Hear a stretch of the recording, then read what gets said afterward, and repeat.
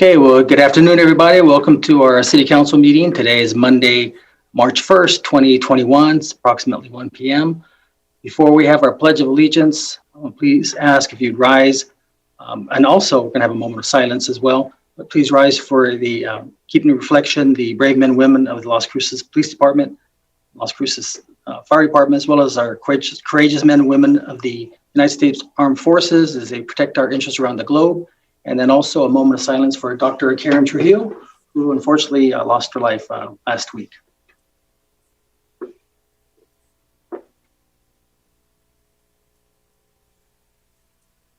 Please join me in the pledge, please. I pledge allegiance to the flag of the United States of America and to the republic for which it stands, one nation, under God, indivisible, with liberty and justice for all. All right. Now we're going to have our pet of the week, and we're actually now having someone from the Animal Services Shelter, and today we have Miss Holly Wells, who's going to introduce our pet of the week. So Holly. Hello, everybody.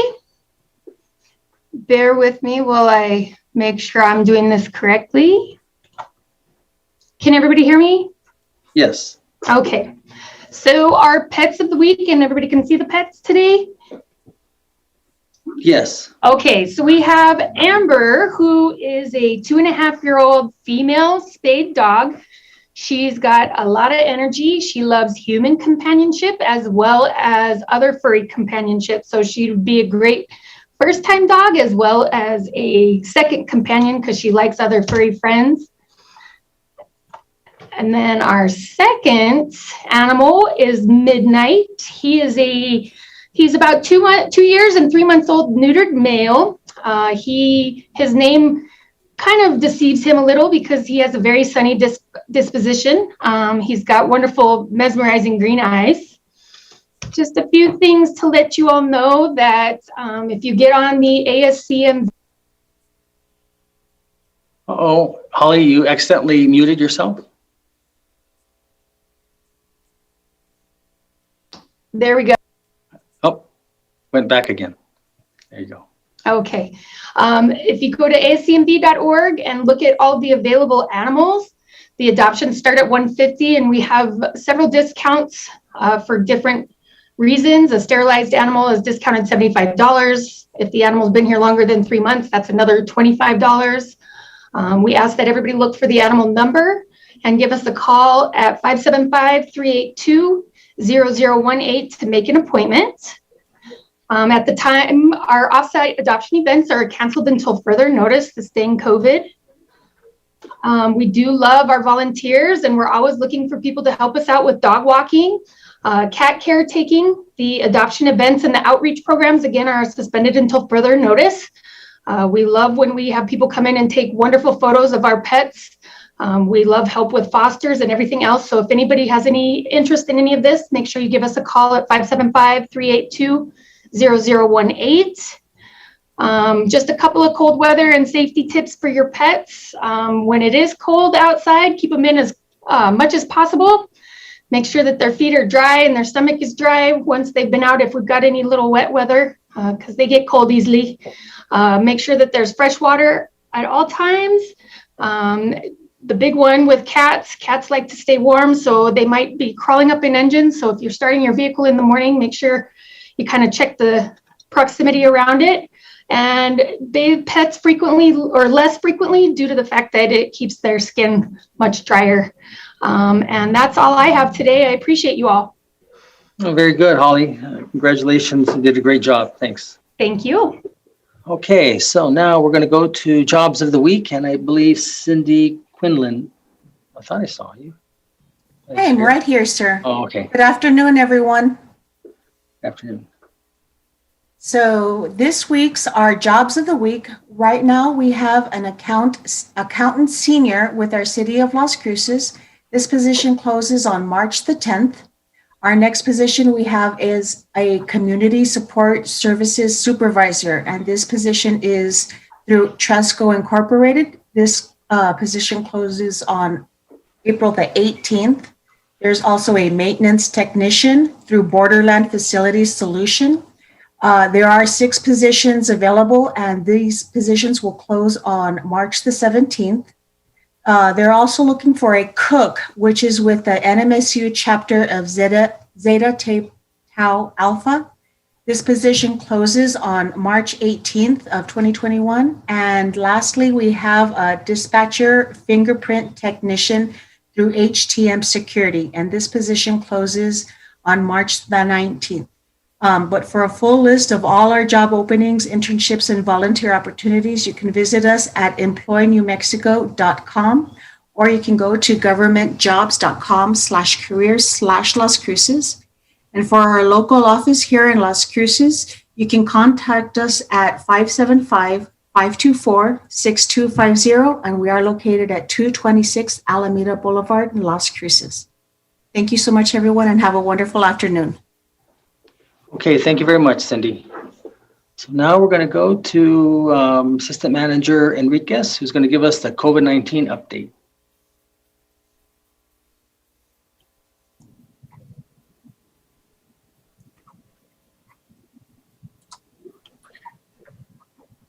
Good afternoon, Mayor and Council, and thank you for this opportunity to give a COVID-19 update. With our status report, want to share that Doña Ana County, we slipped back into the red. So we went from yellow to red. Hopefully this Wednesday, it'll be reviewed again for the last 14 days. And the numbers are looking good that hopefully we can get back to the yellow. The big issue with that is the indoor dining in the red.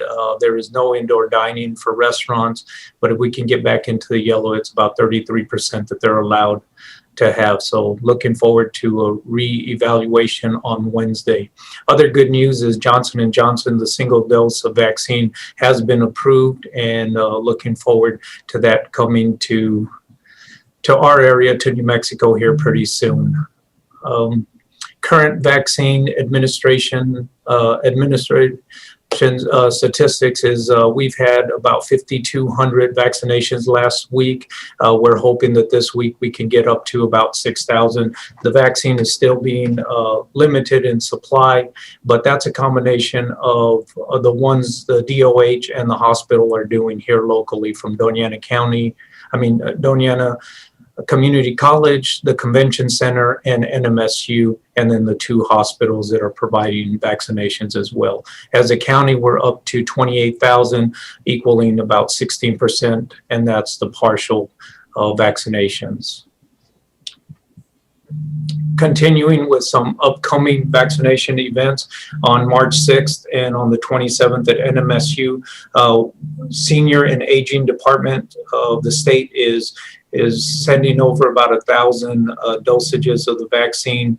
La Clínica de Familia is going to be the provider for that one, which is great news for our area. That's another provider that we can look at when we get some more vaccinations available. And that'll take place on the 6th at NMSU. Las Cruces Fire Department is still has submitted their application, and that's still pending. We are reaching out to the state to see what the status is on that, and that's what we get right now, is that it's pending. We will have a vaccine task force meeting this week, Wednesday, again, to get the leaders of this community involved and pushing the vaccines as best we can. We also have some registration campaigns going on. And with the vaccine registration, I'd like to introduce Scott Rogers. He's works for the Quality of Life. He's our volunteer coordinator, and he can share some of the things that are currently going on. With that, I'll turn it over to Scott. Thank you.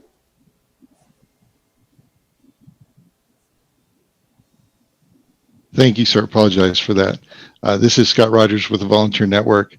It's been a pleasure to work with folks from the Economic Development Department, from Parks and Rec, from Community Engagement, from Senior Programs, the Brannigan Library.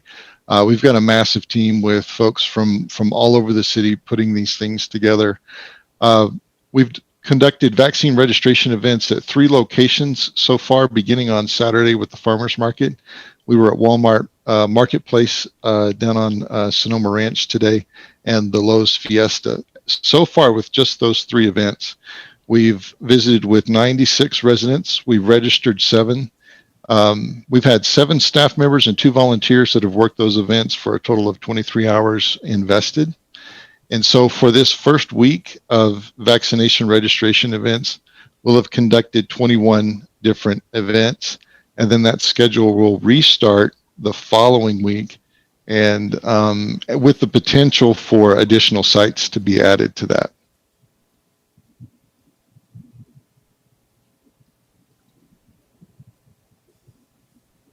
Scott, did you get muted? Sound like you went out. No, sir, I'm still here. I'm available for questions if there's any. Okay, I'm sorry. No, you're okay. Any questions? Okay, I guess seeing none. Thanks. Mayor, Yes, Councilor Sword. Mr. Rogers commented that in their field work, they contacted 93 people in their work there, but only registered 7. Does that mean the other people when you contact were already registered, or what? So what we found is most of the folks had already registered. At the farmers market, we did have a couple of folks that just wanted to double check to make sure that their registration went through. And so our staff was able to assist them with that. But yes, most folks said that they had already registered, or they took the information so that they could register at a later date. But so far, that has been good news that we're finding a lot of folks who've registered. Yeah, so was there anybody that didn't want to register? I've not had that report, no, sir. Oh, good. Thank you. Yes, sir. You, Councilor Flores. Thank you, Mayor, and thank you, Mr. Rogers, and thank you, Mr. Enriquez. So, Scott, you were just generally, what was it well received when you approached people, or was there? We had a table there, I believe, right? Yes, that's correct. Right. So the city, it was identified as a city-sponsored event. Yes, that's correct. So did you say 93 people approached the table? We actually had 96 that we recorded. Oh, 96. Yes, ma'am. Okay. So, okay. Well, it'd be good to know how many people were there to see. And how about this morning? You were out at the marketplace, Sonoma? Sure. This morning, let me find that specific information for you. Interestingly enough, it was the farmers market on Saturday where we visited with the most folks. We visited about 85 folks at the farmers market, but we only registered 2. This morning at the marketplace at Walmart, and then at the Fiesta Lowe's Fiesta, we only spoke to about 10 folks across those 2 locations. But that's where we registered the other 5. So we registered more folks, even though we only talked to just a few. And my theory, and of course we'll have to wait till we get through the week, but my theory is we've targeted that time because those hours are the hours those stores have opened specifically so that senior adults could come in and do their shopping early. Okay. Now, what about which Fiesta was it? Was it the one on Missouri or the one on Main Street, North Main Street? You know what? I'll need to confirm that for you, and I can report back with the specific. But I think it was Missouri. Okay. Well, I just thought about something. You're trying to get people who are older, I guess, the elderly, and Albertsons every first Tuesday of the month, which is tomorrow, offer a 10% discount. And a lot of people who at least look like they're 50, 55, not those of us who are ancient, who still look like we're in our 20s, but seriously, will just, so really they flock. So if you're looking for that, and then Walgreens, but I think Walgreens is a provider, offers a 20% discount the first Wednesday of the month. So if you're trying to get people to register, and I think part of it too is an educational factor, right? To just make people aware Right. that it's to register to get the COVID vaccine. So Exactly. anyway, very much, Mr. Rogers. And thank Yes, you. ma'am. You're welcome. Okay, anybody else? Okay, anything more, Mr. Enriquez? Yes, thank you, Mayor. I just wanted to mention that they're also handing out some flyers as well, and it's just to be visible, that the registration and the registration website, so that if they can't do it right there at that time because they've got other things going, they can take it home and take the time to register as needed. So it's just being visible with this registration campaign as well. Thank you. Okay, so Councillor Sorg and others, I just sent over to our city attorney a copy. In fact, that's why I was in between texting the governor's office. So Doña Ana County actually is at 4.98, the 14-day rolling positivity rate, 4.98, just barely under the 5. And then the 7-day is 4.39. So I asked if they could open up the restaurants again, and so I'm trying to get an exception because they try to do this every 2 weeks. And she says that her spokesperson said March 10th was the next time they're going to do it. But they're researching. Jennifer's researching that order to see if we automatically go below 5%, if they can open. So, anyways, I just thought I'd share that with you. Okay, so very good, Assistant Manager Enriquez. Thank you for that report.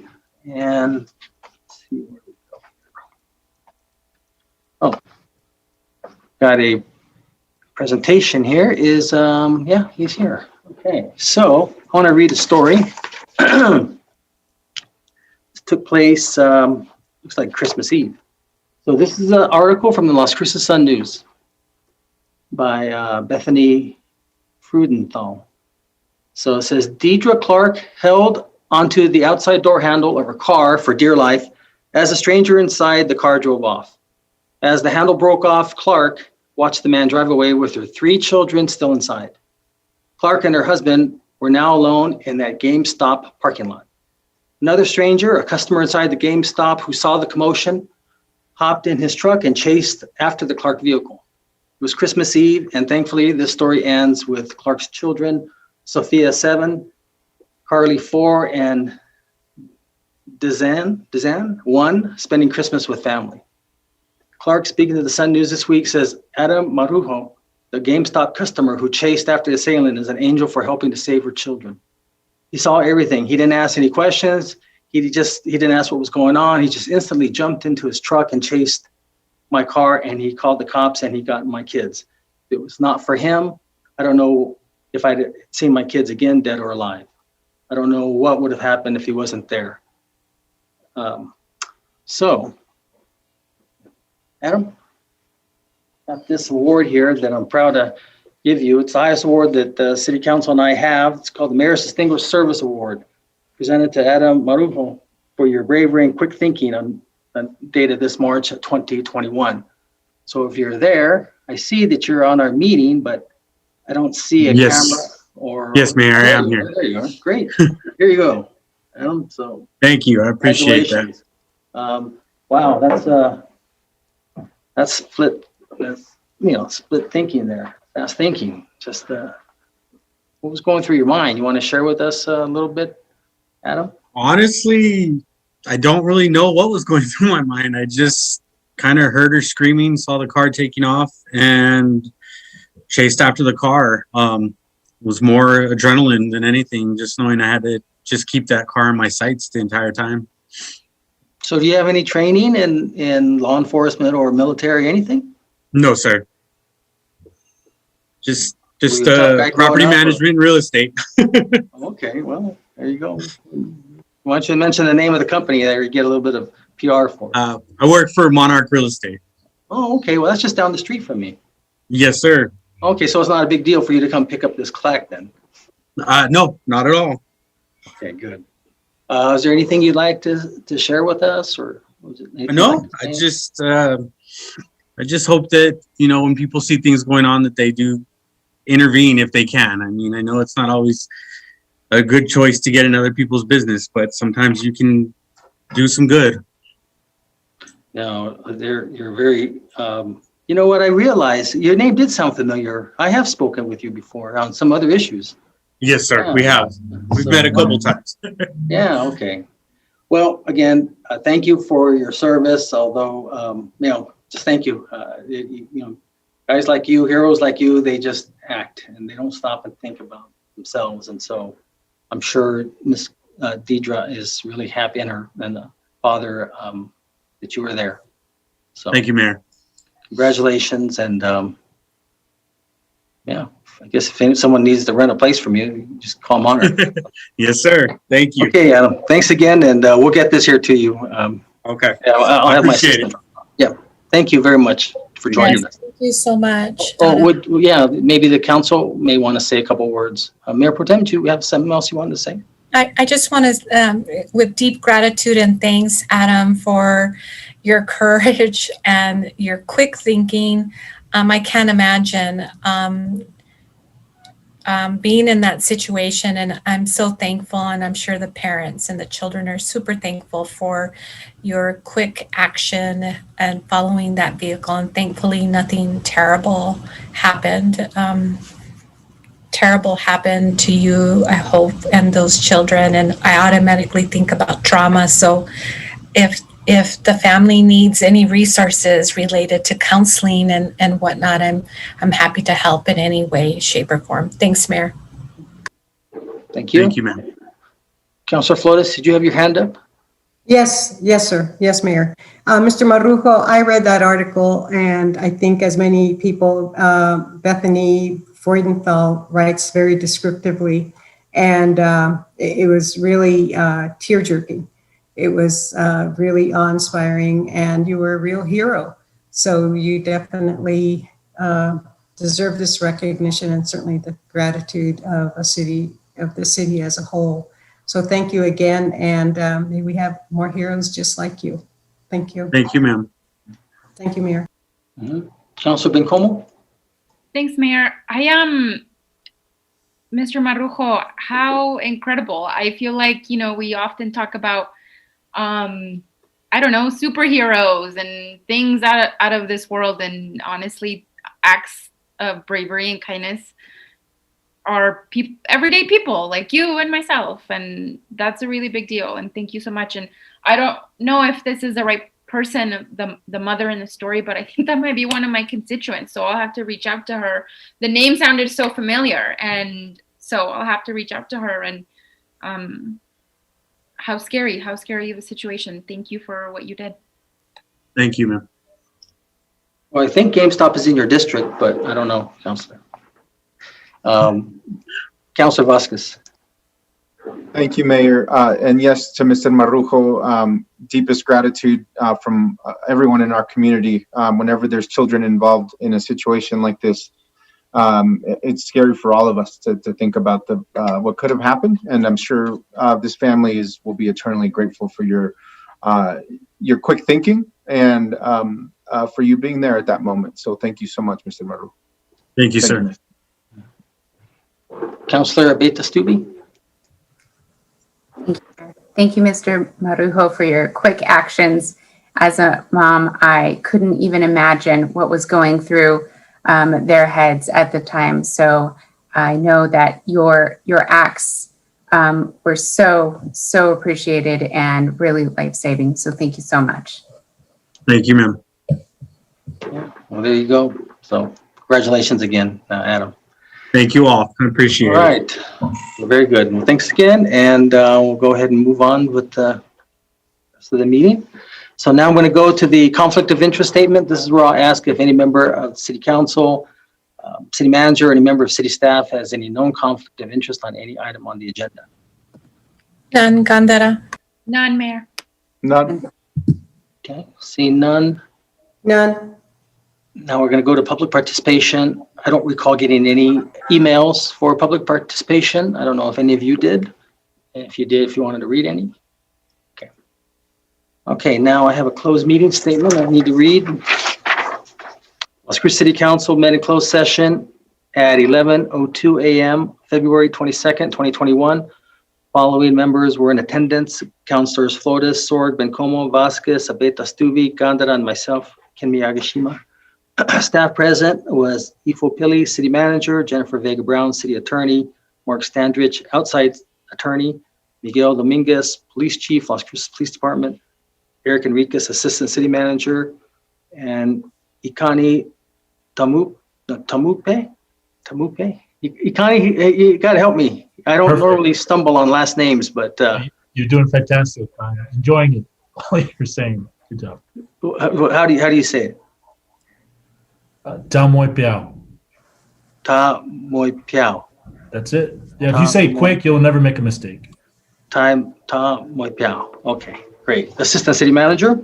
The meeting adjourned at 11:53 a.m. And for the record, Las Cruces City Council met in closed session, discussed only those stated in posted notice, which was to discuss pending litigation regarding Lopez versus Bruckner, ETAL number D307-CV-2019-02410, which is closed pursuant to NMSA 1978, Section 10-15-1H, number 7.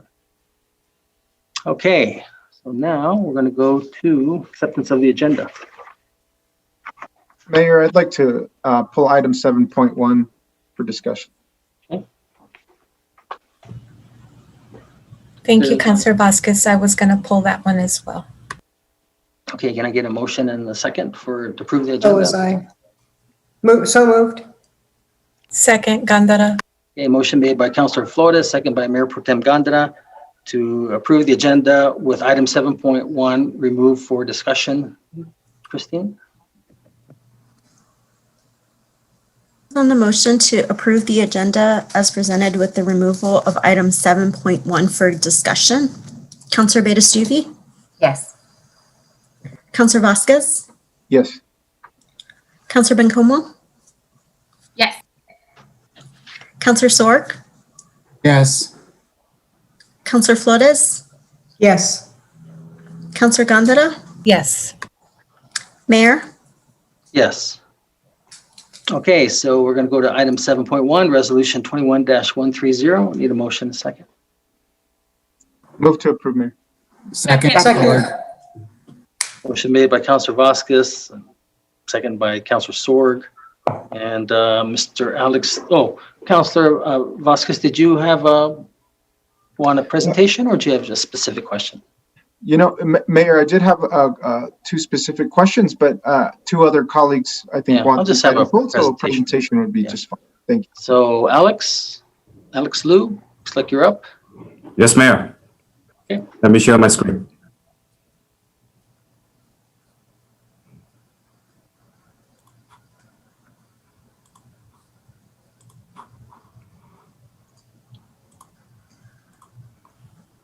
Can everyone see the presentation now? Yes. Alrighty, awesome. My name is Chenyu Alex Liu for the record with purchasing section. Today I'm going to present you the procurement for a senior nutrition program for the city of Las Cruces. It is a request for proposal 20-21-001A. It was issued October 2020, 3 proposals received.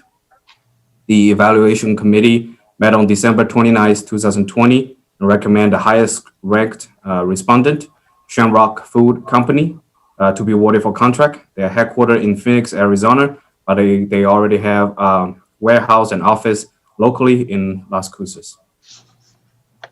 Some background about this program. Senior nutrition program provides approximately 320,000 midday meals to seniors 16 and above for the period of 12 months. The same daily menu is served at 5 congregate centers and delivered through our Meals on Wheels program. The Quality of Life Department requesting approval of this contract to purchase food and supply items for their daily operation. There are 356 food items on this solicitation and 56 total supply items on this solicitation, including containers, foils, coffee filters, etc. All food items must meet USDA, FDA, and NSF standard. They are grade A and above. The base period for this contract is April 1st, 2020 to March 31st, 2022. And it comes with 3 renewable options subject to budget appropriation. The total amount for this contract is not to exceed $1 million annually. And here are your council options, and we'll stand for questions. Thank you. Thanks, Alex. Councilor Vasquez. Thank you, Mayor. Thank you, Mr. Liu. Appreciate that presentation. So one of the opportunities I see here with this contract is similar to what we've done during the COVID relief packages that we've set out. Is I'm just thinking about local growers and the opportunity to source some of these ingredients locally. I was looking through some of the items that will be provided by this contractor that include produce and eggs and some other things that I think local producers are producing here. Probably not for the wholesale price, right? It might be a little bit more expensive. But I guess my first question is this what kind of relationship does the city have with this contractor? Do we typically enter into 1-year agreements with the possibility for 3 renewals, as this contract states, for the Meals on Wheels program, or is this a new contract? Thank you for the question, Councilor. I may have to defer it to the end user department, but this is not the first time we do this kind of contract. The previous contract expires, and it comes with the same length of the contract, and we contract with this company too. But I will defer it to the end use department to give more background about this question. Thank you, Mr. Liu. I'm assuming that's quality of life. Yes, sir. Okay, thank you. If Roger Bishop or Good afternoon, Mayor, members of council, Councilor Vasquez. This is Sonia Saldaña for the record. This contract does go out for a competitive bid, and I guess the reason that we've entered into contract with them is because they are one of the few that can come back and provide the volume that we need in food. So there's been others that have shown interest in the past but can only produce so much food, and this contract does produce what we need. Thank you, Ms. Saldaña. Appreciate your response there. Would you say logistically it's probably the best, when it's the best ranked contract, just thinking about understanding the needs of all the nutrition for seniors? Do you get shipments of all this stuff all at once? Is there any particular reason why it might not make sense to have a local producer produce some of these items and then have the larger contractor provide different items? We receive food almost weekly, so we have to order food ahead of time. And so I'll give you an example. So recently with the weather situation in Texas, we had to substitute some of our items.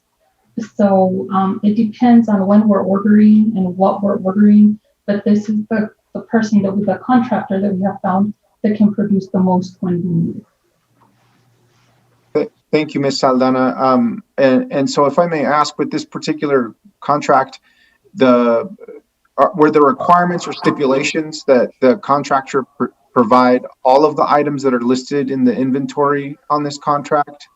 Was that a prerequisite, or was that simply what the contractor offered in terms of what they had available?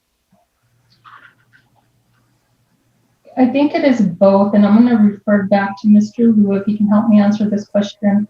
Some of the items, because they are a little more difficult to find, they are listed as a prerequisite, but the food items that we do order are part of the approved menus that we already have in place, and we do those menus six months in advance. Thank you. So for this solicitation, we published a list of food items we want. Because of part of this funding is from federal, together with the solicitation, we have Buy America certification requirements, restriction to lobbyists, contracting with small minority-owned business requirement for subcontractors, women-owned business, something like that, together with the solicitations. And based on the situation of each vendors, they can decide whether they're going to respond to the whole list, if they have all the whole list of food items, or they're going to respond to just a portion of the list. And we evaluate based on the proposal received. We received 3 proposals for this solicitation: Shamrock Food Company, Lubbock Food Service, and Cisco. And Shamrock is the highest scoring vendor for this solicitation. The evaluation committee evaluate based on 3 criteria: technical approach to the service, qualification of the company, and performance with previous contract based on cost control and quality of the products. So as I mentioned earlier, all the products need to be A or A+, A fancy, A light syrup, or meat has to be less than 15% fat. All product must meet SDA, USDA, FDA, and NFF standards. So. Thank you, Mr. Liu. Thank you, Ms. Saldana, for that response. Yeah, I'm just asking here because I know the school districts have for some time been in partnership with local producers to get healthy food into the lunchrooms for students, at least when school was in session. Several organizations here partnered on that effort. And so I think it's good for our local economic development opportunities as a big purchaser of these products for the city. Oftentimes the federal government, right, when they give contracts out to local small businesses here, it can be a lifeline to a lot of businesses. And so with food products, because we are an agricultural community, we do have an increase in folks that are growing produce and other products here. I just don't want to miss out on an opportunity for the city to be able to provide or to contract with local growers, small growers, as I mentioned, as the school sometimes does. I think maybe through a partnership with USDA. And so I'm just wondering, Ms. Saldana or Mr. Liu, are there other opportunities aside from this contract for senior programs to work with local producers of things like eggs, right? There's lots of, chicken farmers here that I'm sure are looking for markets, but also some of the produce like spinach and collard greens and all that good stuff that we grow here often, or onions. Are there other opportunities for local businesses to partner with senior programs to provide these goods besides this contract? And Councilor Vasquez, before I go to them, it looks like Lynn Gallagher has her hand up. Maybe she wanted to. Okay, thank you, Mayor. Good afternoon, Mayor and City Council. Lynn Gallagher, for the record, Director for the Quality of Life Department. One of the things that we try to do in senior programs is to work with certain vendors. There's a push under the Older Americans Act to work with the USDA to try to make some opportunities available just for that specific use. One of the challenges that we've seen and why this contract continues to be a value is the bulk within which the food that we purchase, different than the schools. The schools purchase equally in bulk. We're providing, hundreds and hundreds of meals a day, and also prepping frozen meals for supplemental services as well. And so even when those programs become available and we can enter into those augmented, locally grown and opportunities, we still would need a large outfit like this contract would help us deliver the kind of bulk produce and canned goods and other things that we use that are outlined specifically in the USDA requirements for our senior population nutrition guidelines. Thank you, Ms. Gallagher. I appreciate that answer. I figured, it's always good business to buy in bulk when you can and save on cost. I just think that there's another ancillary benefit to local businesses here. Considering that we do have a budget for food and senior programs, I'm thinking about how we can best use that money to both benefit seniors, but also perhaps some local growers here.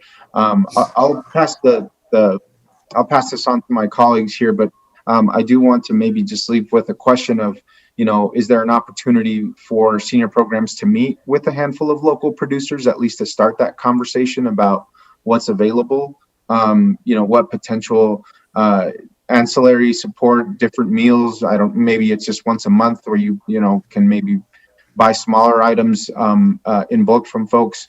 But I would like perhaps for senior programs just to have that conversation with local growers to see if there's some support that could come in the form, again, of providing nutritious local products to seniors in addition to buying in bulk from a company like Shamrock.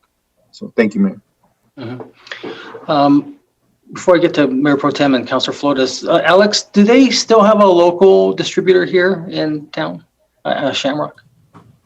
Yes, I think they have an office, and they call it their office and their warehouse. Yeah, okay. They have a local presentation.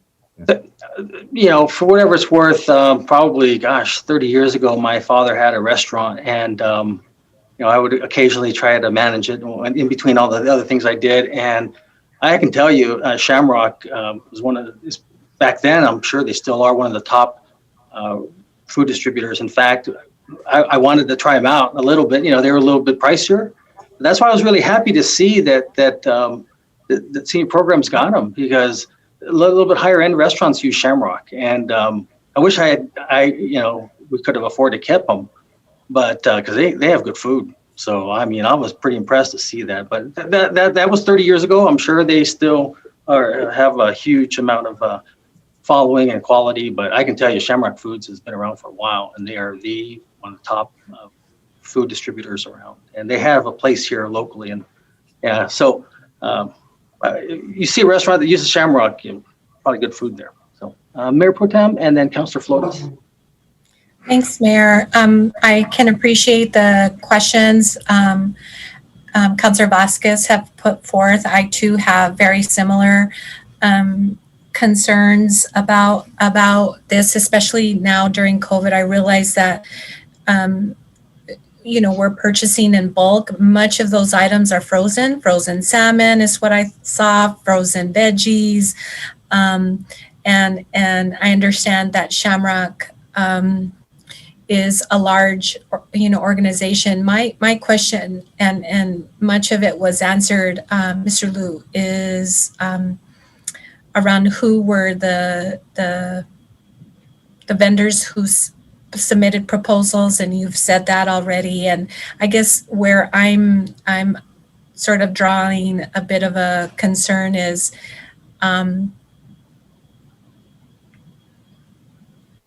related to the Shamrock in Arizona, right? I'd wish that Shamrock here would have submitted a proposal, but I'm not sure how that works.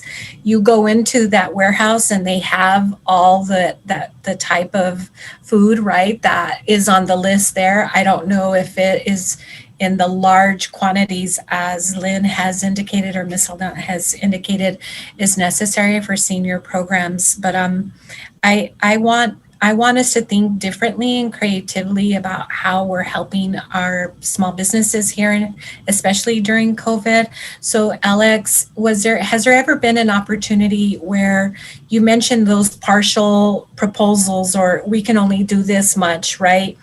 Have you ever as a city offered out several different contracts rather than one big contract to say, in this instance, Shamrock? Thank you for the question. And this is Junior Alex Lee with purchasing. And I really appreciate the question. That may be a good question, and we can ask the end user department. The end user department provide us the need and what they want from us, and then why.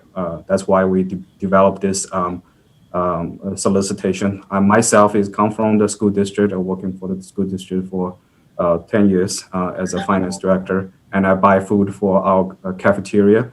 But our funding source is different than the city, so it's different federal grant used. But the school district do use big providers for large items, but we spit out more into detail, like rather than a big solicitation like this, we spit out the majority of the items and then spit out the dairies, eggs, and bread separate out, so that more local vendor can participate. So that maybe we can look into, but I know from Albuquerque and Carlsbad that school district do use Shamrock and Cisco. Yeah, no. Items. Thank you. Thank you, Alex. I'm not questioning that. I agree that Shamrock is well-known and has high marks related to that. I'm just thinking of some of these smaller distribution sites or places like I especially am concerned, Mayor, of our catering businesses, right? They've been really out of business. So many of them have sort of moved, pivoted into a different, like, for example, Salud de Mesilla does crate to fork where they, that's where I was getting all my bulk foods, like cheeses, eggs, salmon, my meats. Obviously they were ordering from someone else, but I was able to purchase that. Or places like Cravings Catering in my district, who does do big, bulk they do catering events and stuff. Or places like La Semilla that have fresh, right, veggies, the farm down south, or Honeybee Distribution, who has, who gets so much tonnage of veggies and fruits, and then has offered it, $25 to $30 a box. So I guess what I'm hoping is there a way, Alex, that we can approve maybe for, 3 to 6 months with the idea or the intent to really look at how we help our local businesses, especially now, moving forward. And I realize it's going to take it's a heavy lift for the city, maybe not what we're used to doing. And I understand the bulk, but the schools has to order bulk too, and they've been able to sort of enter into these really great collaborations with our local farmers and different folks. And I want us to see us doing that as much as we can, especially now. Sure. Thank you for the question. Chair Alex Liu with purchasing. I will work with the end user department and see what's their need, but it's really up to the end user departments for their daily operation. And from my previous experience from the school district, fresh produce, dairy. Thank you, Mayor, and thank you, Gabe, and Councilor Vasquez and Mayor Pro Tem Gandara for your questions, which were very similar to mine. I think that some of these contracts can be bifurcated, for lack of a better word, or the partial issuance of contracts with less time spans or lifespans of the contract, as Mayor Pro Tem Gandara suggested.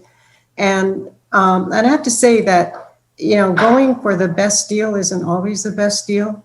And as Councilor Vasquez pointed out, there's a twofold benefit to going local. Number one, we're going to get fresher foods, and Mayor Pro Tem Gandara gave some explicit examples of how attainable that is, or tenable. And and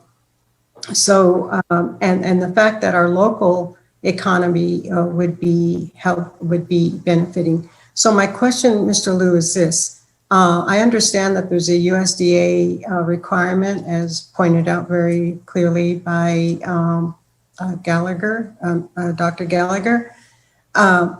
But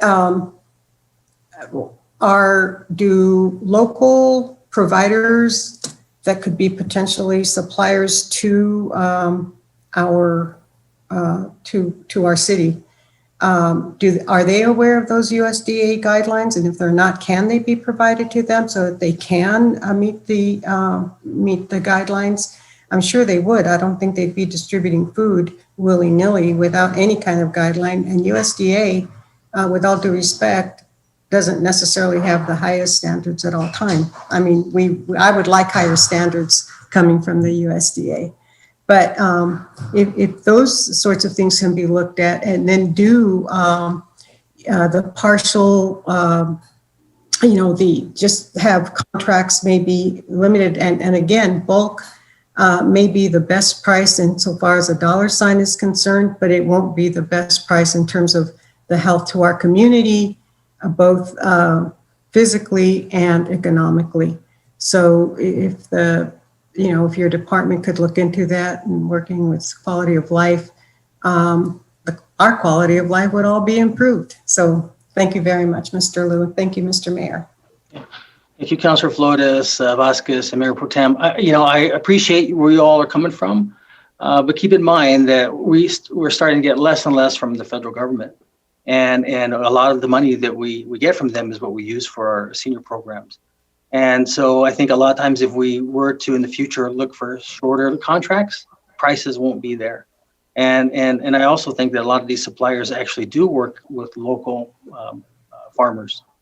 They don't always just get it trucked in from Phoenix because that's a long haul. A lot of times they work in the region and they get it and they just get a better price because they're willing to buy more. So I think your questions are really good. But I also have to say that we're kind of venturing into a little gray area there. We're getting into where how the city does their day-to-day stuff. So, I appreciate your comments on what you all have to say. Mr. Mayor, if I may just say this to what you just said. Thank you. I agree. There's always that fine line, policy making and telling a department what to do. But the policy here is the well-being of our community. And that's where I draw the line. And I think that my colleagues thus far have fallen within the parameters of policy. We want a community that's healthy, both economically and physically. So I don't think that we are chartering into those waters. We're not telling them to go to Shamrock. We're not telling them to go, maybe La Semilla. I mean, I don't know. But we're not doing that. But that's a good thing you pointed out. But certainly our community, my community, our people come first. Yeah, no, and I think next time, and I was listening, I don't think you were trying to say break this contract up because we can't. But I think next time staff can possibly, if, EFO wants to do that, do both, have what we normally do, the annual, and then do a 6 month and just see if the prices are the same or if we're going to have to pay a little bit extra. Venture to say we might have to pay more. Looks like Lynn has a comment and then Councilor. Yes, Lynn? Good afternoon again, Mayor and City Council. Lynn Gallagher, Director for Quality of Life. I wanted to just point out a distinction that senior programs already utilizes under small purchase agreements, other local vendors. For example, Mayor Pro Tem Gandara, you mentioned Cravings Catering. We actually use them and did use them most recently, several months ago, to help provide meals for seniors for a stretch of time, and we'll continue to do that with local vendors and to be able to supplement our services as appropriate. Thank you. Thanks. Councilor Sword. Thank you, Mr. Mayor. Thank you to the rest of the council for their comments. I would just like to add my wish that we would use as much local food produced here as possible. It's a sustainability issue that we would do much better off with local foods. Understanding that growers here in our area, they tend to produce one type of food, such as onions, in a large quantity. And so for a week or two, we'll have all the onions we could ever use in the city, but the rest of the year, you won't. So we have to get those kinds of foods from the other parts of the city. So I know it's a difficult thing, but we need to keep trying and do as much as we can. Thank you, Mayor. Yeah, absolutely. Okay, well, thanks for your comments. And with that, Christine?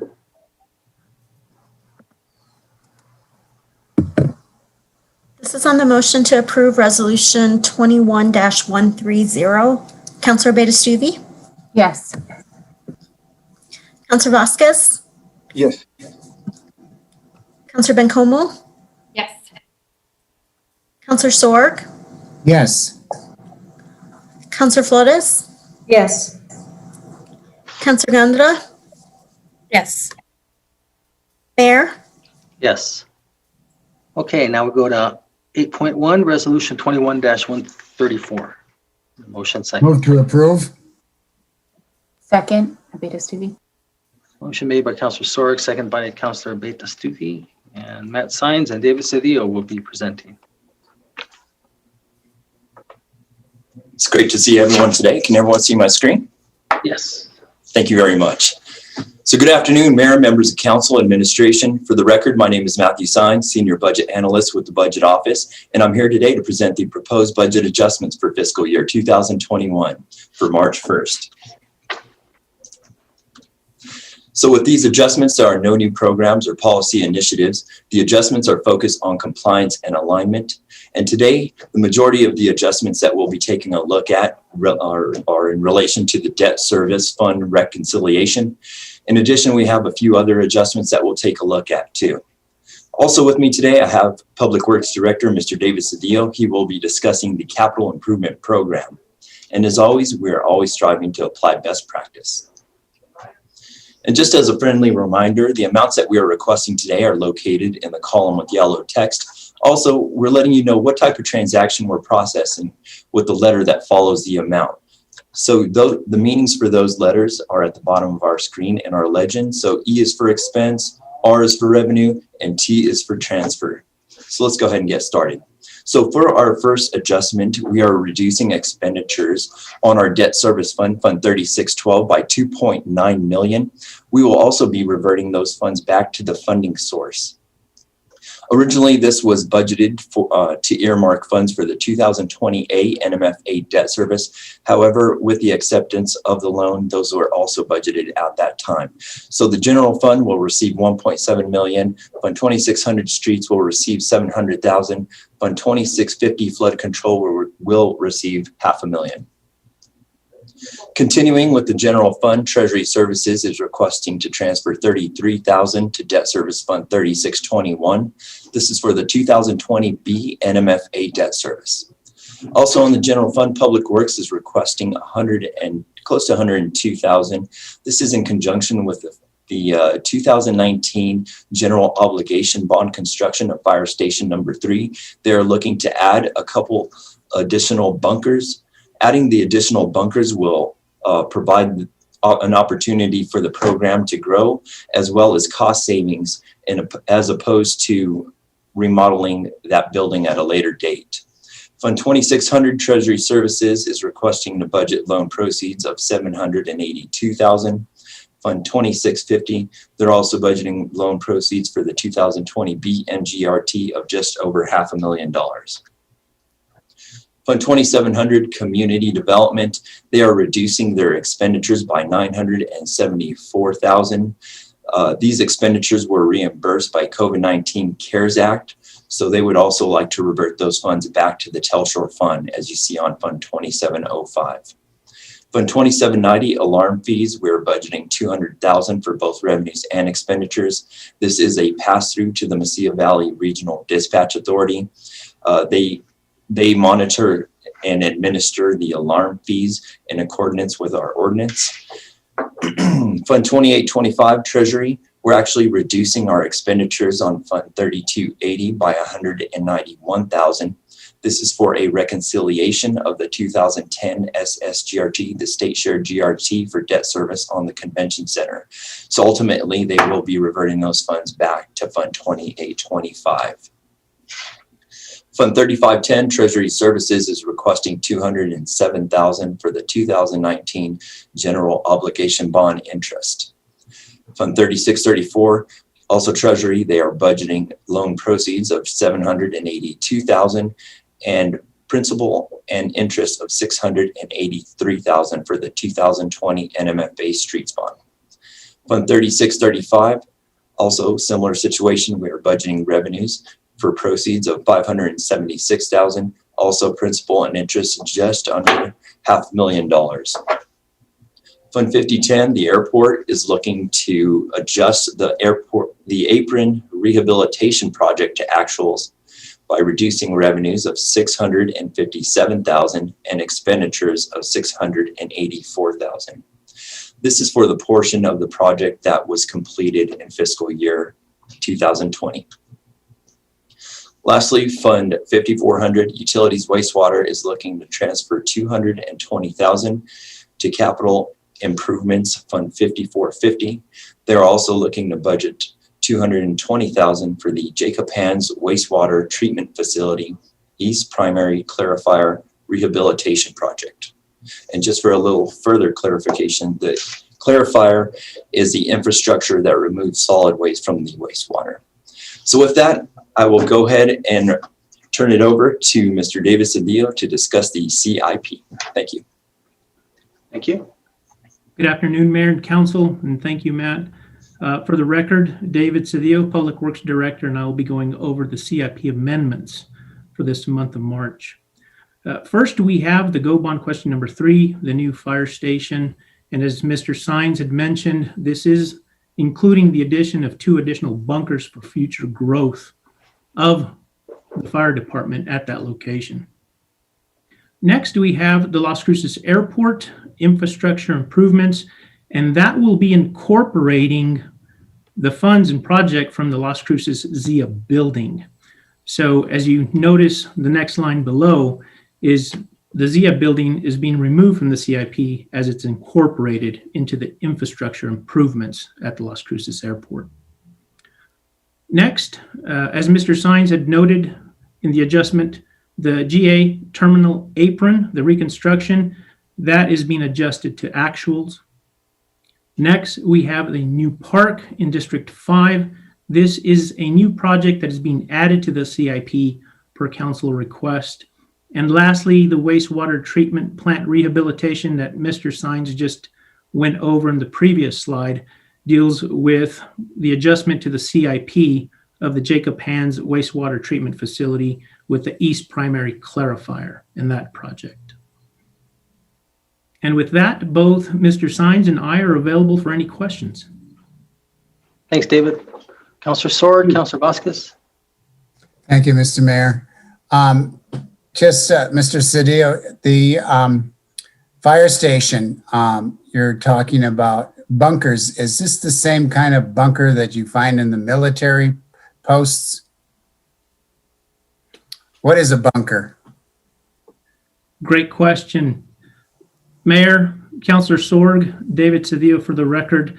These are the sleeping quarters for the firefighters at the station. And Mr. Interim Chief Smith can give you details on what those bunkers are actually and how they're situated. Thank you, sir. Jason Smith, Interim Fire Chief, Mayor, Councilor Sword. They're referring to bunkers. These are bunk rooms. So we're adding 2 additional bunk rooms now so that we can incorporate the foundation with them as well as the mechanical and air conditioning, electrical to the rest of the building, so that we'll have a total of 10 dorm rooms for this station when it opens. This will allow us hopefully to keep growing with that area of town. Thank you. Thank you very much. And thank you, Mayor. Thank you, Councilor. Councilor Vasquez. Thank you, Mayor. Yeah, I just don't have any questions on the particular items here, but one thing that I guess maybe I'm just starting to figure out might be helpful. Yeah, when we have change orders for a particular contract or a project, you know, oftentimes it's easy for us to kind of figure out, you know, if something was miscalculated, the cost of supplies went up, if there's some additional work that needs to be done on a particular project, and it gives us clarity, I think, just in terms of when more money is needed for a particular item. And the one thing I think about when I get these CIP and budget amendments is oftentimes I don't know if the budget amendments are basically normal or just part of the life of the project, and that's something that we can just expect, versus when there's like unexpected things that come to us as a result of some changing circumstances as part of a particular thing that we have budgeted. So I don't know if that's I don't know if that's a request that we can have in these presentations in the future. But I would love to be able to tell when we are approving budget amendments, to the degree that we can know, is are there changing circumstances for particular items that require a budget adjustment beyond the normal part of just making sure that we're financing things the way that we're supposed to, and doing things correctly. So maybe that's just a question for staff, Mr. Cedillo. anytime that there's a change order or a particular need for additional funding into a program or project, is there a possibility for us to mark that, even if it's with like an asterisk or something like that? Mayor, Councilor Vasquez, yes, that is, we could definitely look at identifying that in some form or another. Typically, sometimes we do have the ability to cover any change orders based on contingencies that are applied to the contracts. But yes, definitely those that are not accounted for, or those adjustments that we come through, we can definitely look at seeing how we can identify those for council. Thank you, Mr. Cedillo. It would just be helpful, especially in terms of tracking, sometimes the patterns of different projects or different things we have budgeted. If we're consistently having to rearrange some of our investments or even decrease investments, it'd just be great to know that where those areas are and what the reasons behind them sometimes are. For me to at least to make a better decision on some of these. But thank you, Mr. Cedillo. I appreciate your thought into doing that. Thank you, Mayor. Thank you, Councilor. Councilor Beta-Stubi. Thank you, Mayor. And thank you, Mr. Cedillo and Mr. Science. On slide 6, you did have the item for the Go Bond interest. And I'm just checking to make sure this is something that is built in and scheduled for us to be paying like this within the Go Bond, just sort of that process.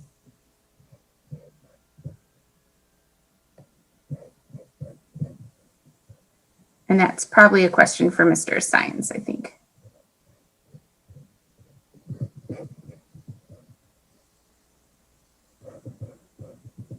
Mayor. Mr. Mayor. Sorry. I couldn't unmute. I apologize. Oh. Mr. Mayor, I heard Karen speaking up. I'll defer the question to Ms. Karen Byram. Thank you very much. Thank you. Mayor, Councilor Beta-Stubi, the normal process is for us to budget the debt per the regular debt schedules ahead of time.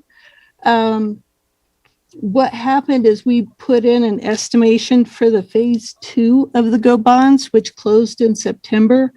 And we are now adjusting for them to actuals because we didn't know what those amounts were for sure when we first budgeted them. And then this gives you a better estimate for anything moving forward? Mayor, Councilor, yes, we should have a good estimate for this particular bond issue, but in general, we do not know what the specific amounts are going to be until very close to when the ordinance is passed. And a lot of times it takes the budget a while and us a while with the budget to get it all caught up. Thank you very much. I appreciate it. And thank you, Mayor. Thank you, Councilor. Councilor Flores. Thank you, Mayor, and thank you, Mr. Sines and Mr.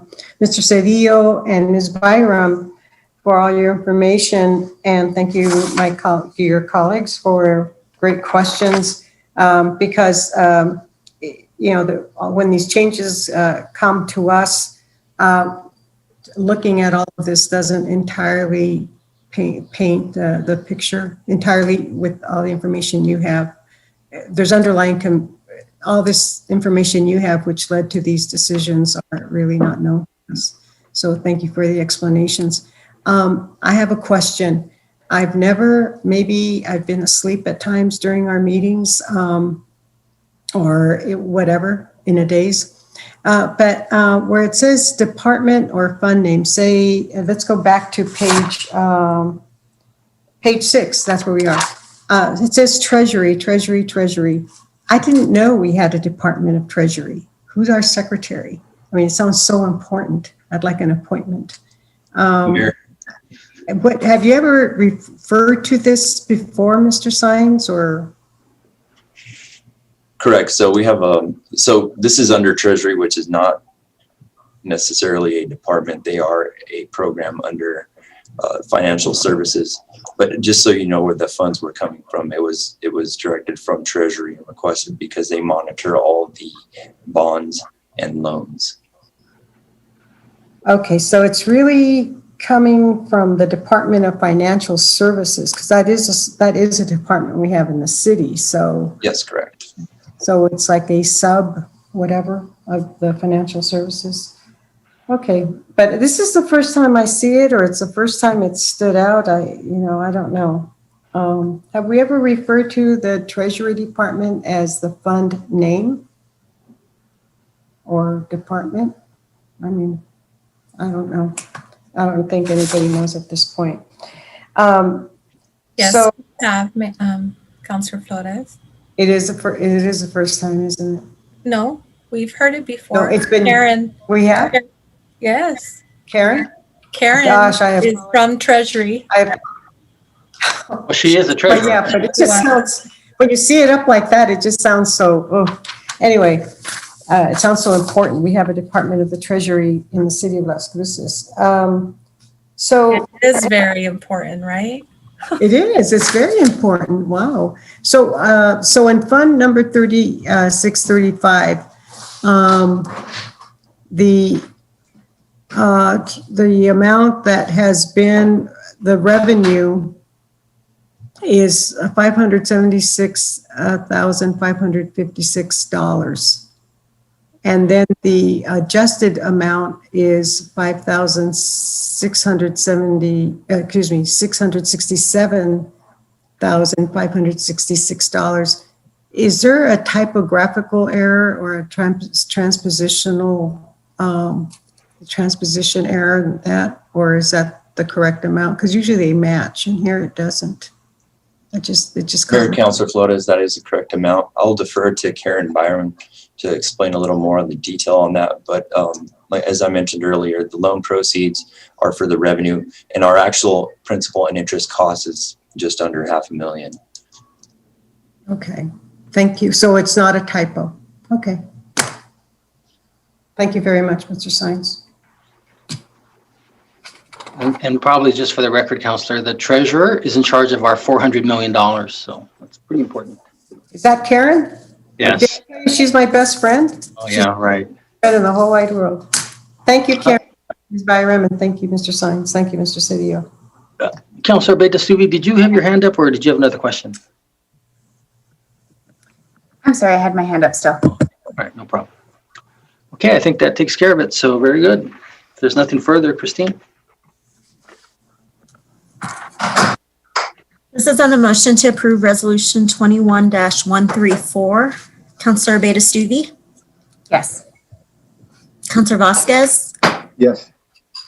Councilor Bencomo? Yes. Councilor Sorg? Yes. Councilor Flores? Yes. Councilor Gandara? Yes. Mayor? Yes. I'm going to ask Mayor Pro Tem if she does do 8.2 Resolution 21-135. I just realized I am a landlord and I have evicted people, not lately, probably in 2 years, maybe 3 years, but let me go ahead and stay off this one. Okay. So you want to go ahead and run it, Mayor Pro Tem? I'll go ahead and just sit back and turn my camera off and maybe listen to you guys. All right. Thanks. Okay. I'm sorry, I don't have the agenda in front of me. Mayor just threw this on me. So can I get a motion to approve? I'm sorry, Mayor Pro Tem. You don't have the agenda at all? You don't? I'll text you the resolution number. The resolution number is 21-135. Thank you, Councilor Sorg. Can I get a motion to approve? Move to approve. Bencomo. Second. I'll second it. So motion was made by Councilor Bencomo. Second, was that Councilor Vasquez? Yes? Okay. Christopher Dunn. All right. Thank you, Mayor Pro Tem. Thank you, Council. Let me get the screen shared here.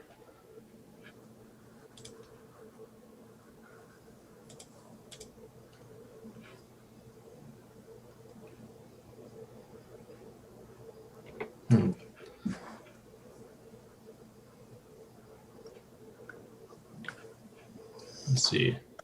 doesn't want to share the screen. And try this again 1 second.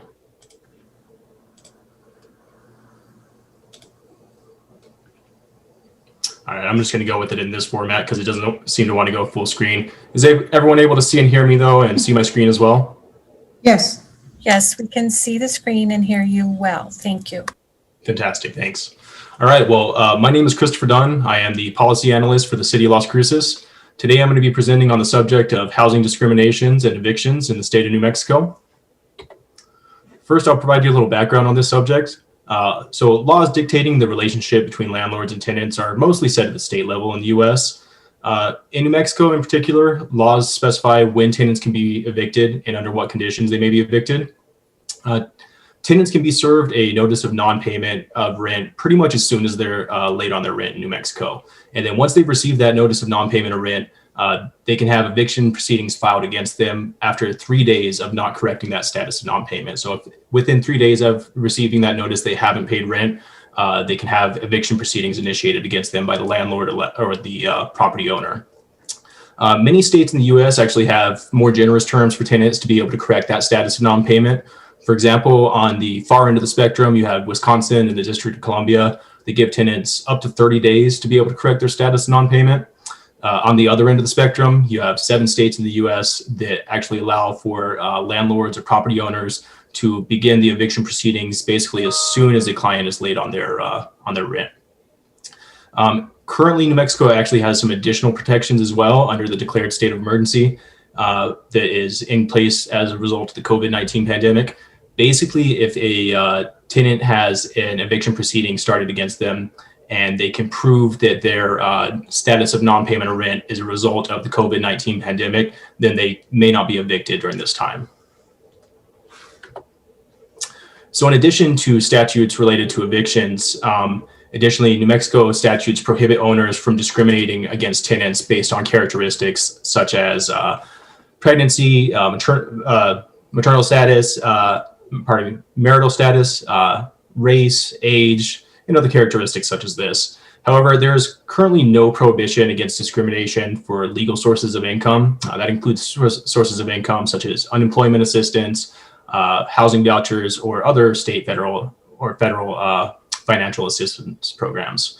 So this is relevant because when applicants are either applying to extend their terms of their housing agreement or applying for new housing, they're regularly asked to disclose their sources of income. And as it currently stands, tenants can be discriminated against based on legal sources of income to include things like unemployment assistance or other financial assistance. So there are some impacts that are relevant for tenants under these statutes. First, currently there's a pretty big worry that a significant number of evictions will occur when protections that have been created because of the state of emergency declared during the pandemic. When those protections end, there's a large concern that many tenants will be evicted and join the population of homeless in the state of New Mexico. This is largely because tenants in many areas, including and especially in rural areas of the state, are currently unable to abide by their rental agreement owing to their unemployment status that's resulting from the pandemic. Additionally, like we said earlier, property owners aren't prohibited from discriminating against tenants based on some legal sources of income that include things like financial assistance coming from unemployment assistance or housing vouchers. And again, this means that those tenants can be denied the extension of a rental agreement or can be denied whenever they're applying for a new housing agreement based on those legal sources of income. This ultimately can leave some lower income families with fewer options for housing choices because they can be legally discriminated against based on those sources of income that they may have. So there is some legislation that's currently in our state legislature related to these subjects, specifically House Bill 111, the Housing Discrimination Changes Act, is currently in the House Judiciary Committee. It did get a recommendation of due pass from the Housing, Consumer, and Public Affairs Committee. This bill touches on a lot of different areas related to discrimination changes in housing and in evictions in the state of New Mexico. But in particular, I'm going to highlight some of the key areas that it would update.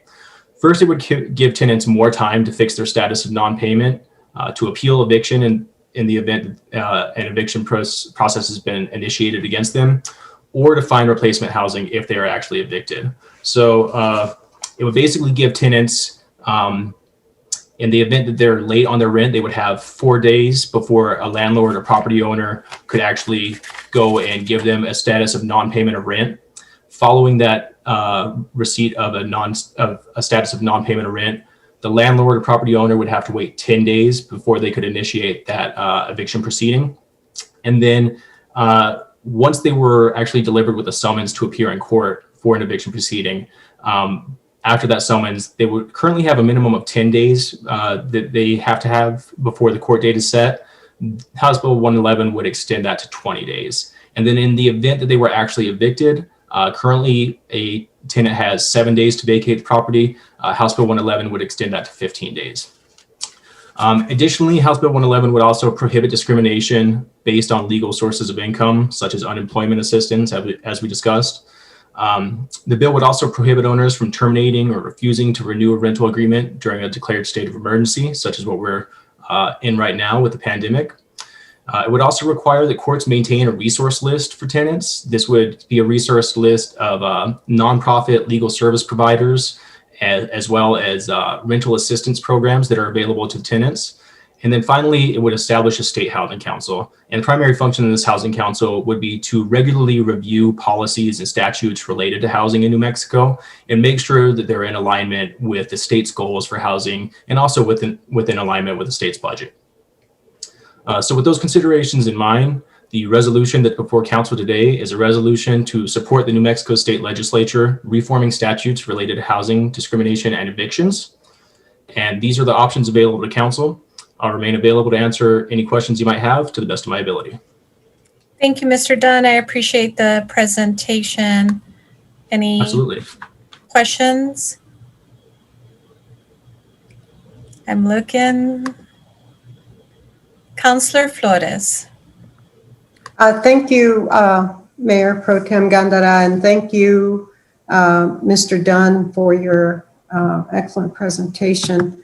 I have a question as to whether, I know that the Supreme Court issued an eviction order, an order regarding evictions, and I was hoping that HB 11 would address the fact that, yes, they have a right to, quote, appeal. They have a, quote, right to appeal, unquote.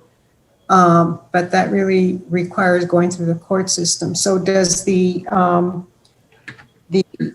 State Housing Council in any way address legal representation? It isn't normally offered in civil cases, but just because this is all new, I mean, dealing with a pandemic, COVID, and because it's so dire, it's affecting, finances are affecting everybody. Is there any language there, Mr. Dunn, that addresses the assistance of legal counsel or provide? Sorry, I didn't mean to interrupt you. Thank you, Mayor. Thank you, Mayor Pro Tem, and thank you, Councilor Flores. So what I have found is there's not specific language to assign a legal representation to an individual that's there to appeal the eviction. However, what is included is there is the recommendation. I'm going to go back to this slide here, where that would require the court to maintain a resource list for tenants, and among that resource list, among the things included in that resource list, is a list of nonprofit legal service providers that the tenant could reach out to in the event that they were appealing this conviction. So I can't speak to necessarily whether or not or how that process would go. It hasn't been detailed in what I've found, but that would create at least a list of providers that they might be able to reach out to in order to find that assistance. Thank you. Thank you. And as far as letting the community know, or let HB 111, will the State Housing Council have a informational blitz to make sure that everybody knows that they have these rights, irrespective of all of the everything that they're facing, or in spite of the power a landlord has over a tenant, is I think, tremendous. And it's always a very scary situation when you're in fear of losing your home. So is there going to be an educational, informational type of blitz that the state will be doing? Or how is the word going to get out? How are people going to know? And, you know, it's a little too late, too scary if you just find something on your front door saying notice of eviction. So do you know? Thank you, Mayor. Thank you, Councilor.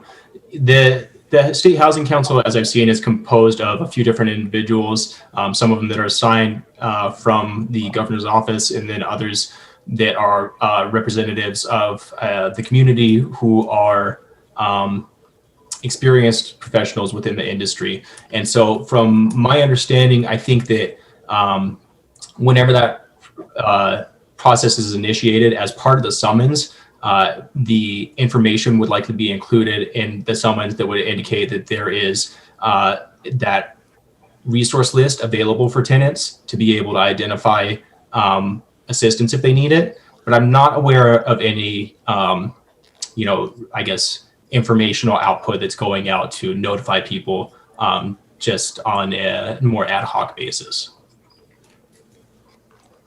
Okay, thank you very much, Mr. Dunn, and thank you, Mayor Pro Tem Gandara. Thank you, Councilor Flores. Councilor Bencomo. Thank you, Mayor Pro Tem. And I think it was you that brought this forth, so I really appreciate you. I don't have any questions about this. Obviously, I very much support House Bill 111 and really thankful for Representative Rubio to be co-sponsoring it and to really take a 30-foot view on the issue. And so I think it's really important. And if Natalie Green is on the line, Natalie, I don't want to put you on the spot, so if you don't have anything to add, that's okay. I'm just curious about how, if you're on, how you think this legislation could support your role in the work that you and your team are doing in the city. Ms. Green? Mr. Mayor, Mayor Pro Temp, Councilor Bencomo, Natalie Green for the record. Staff is monitoring this bill very closely. One of the things that we're looking at in particular is the discrimination against income. As we know, that continues to be a problem within city limits. So many of our most vulnerable tenants in the city have a voucher, and our landlords aren't taking those vouchers. So that is a particular priority area in our upcoming consolidated plan. So council will get a full view of the issue. And even if this bill does not pass, it is an item that Housing and Neighborhood Services will be tackling in the coming 5 years as part of the consolidated plan. I'm also interested in the commission that presents some opportunity, one for city participation, and then we'll see what suggestions come out of that. Hopefully it's additional funding for the creation of affordable housing and for tenant protection. So thank you. Absolutely. Thank you so much, Natalie. I thought it was important that we hear from you on this. I think I certainly feel really lucky to have someone like Natalie in the city of Las Cruces and advocating for our population when it comes to housing and issues around housing. And as a chair of the housing committee, of course, I'm looking forward to having a lot of these conversations. And honestly, for me also, this idea of really figuring out how the state having a centralized authority to really be able to deal with some of these issues is so critical. And I'm I also, in conversations with Natalie and the Housing PRC and EFO, I really believe that the city of Las Cruces also must really commit to figuring out how we also hear these concerns here locally, and not just letting folks know, well, go to the state or whatever, right? I think it's important that we also figure out a way to centralize some of that for the city of Las Cruces and create our own housing department that's more than Natalie and two other people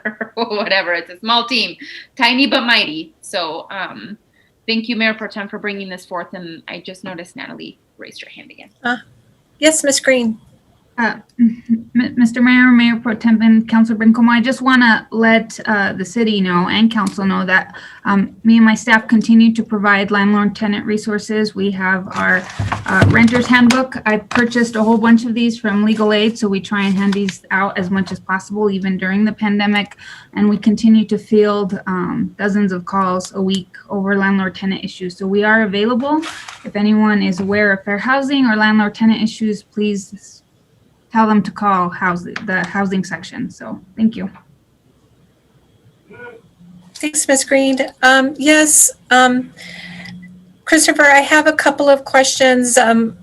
Just to give some context, I've been working for a few months now with Representative Rubio and Representative Romero on a sort of statewide task force, if you will, leading up to the development or creation of House Bill 111. We have a lot of major concern, particularly because of COVID, with evictions and sort of discriminatory practices throughout the state, and specifically, obviously, here with the city of Las Cruces. So I know this isn't everything that they would have liked to see in this bill, but enough to start something. And I'm incredibly excited about the council. I think for a long time, the state hasn't really, there's nowhere, or someone's like a housing czar, if you will, that specifically addresses housing at all levels. Of course, we have MFA, and I'm not trying to criticize the work that MFA does. And then all the municipalities who have huge offices related to that. So I'm incredibly excited about the Housing Council and having representation and just making known what's happening in the southwest quadrant of the state related to housing issues. But my question, Mr. Dunn, is the eviction. They're moving it from 3 days now. I didn't see to 5 days. Did I remember reading that correctly, or do you know what the number is rather than 3? Thank you, Mayor Pro Tem. So basically, the process right now is that the tenant can receive a notification of non-payment of rent immediately as soon as they're late. Then the landlord or property owner has to wait a minimum of 3 days without receiving any rent before they can initiate those eviction proceedings. Right. It would move from, there's 2 parts here that I want to highlight. First, it would move that notice of non-payment of rent. The tenant would have to be 4 days late before they could be given that. After they receive that notice of non-payment of rent, then the landlord or property owner could initiate the eviction process after 10 days.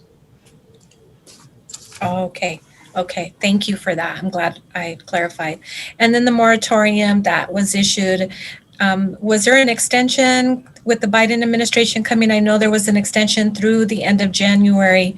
Where are we at with that? I wasn't clear. Is it continue to be in effect? Thank you, Mayor Pro Tem. From what I understand, I didn't come across a federal extension, but we do have an extension still in place that's a result of the state declared emergency for the pandemic. So currently right now at the state level, there exists protections for tenants against being evicted. And perhaps if I'm misinformed on that, I don't know if Ms. Green has any other additional information, but that is my understanding currently. And is there a time limit, Christopher? So basically that stands in place right now, to my understanding, as long as that state of emergency remains in place, then the moratorium on evictions will remain in place. So once that state of emergency is lifted, then it could be the case that would shift. Thank you, Mr. Dunn. I appreciate all the work on this, the research, and putting together the resolution.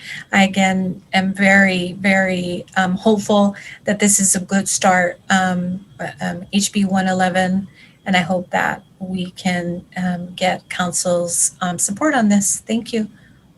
Absolutely. Any other questions, feedback? Okay, seeing none. Christine, call the roll.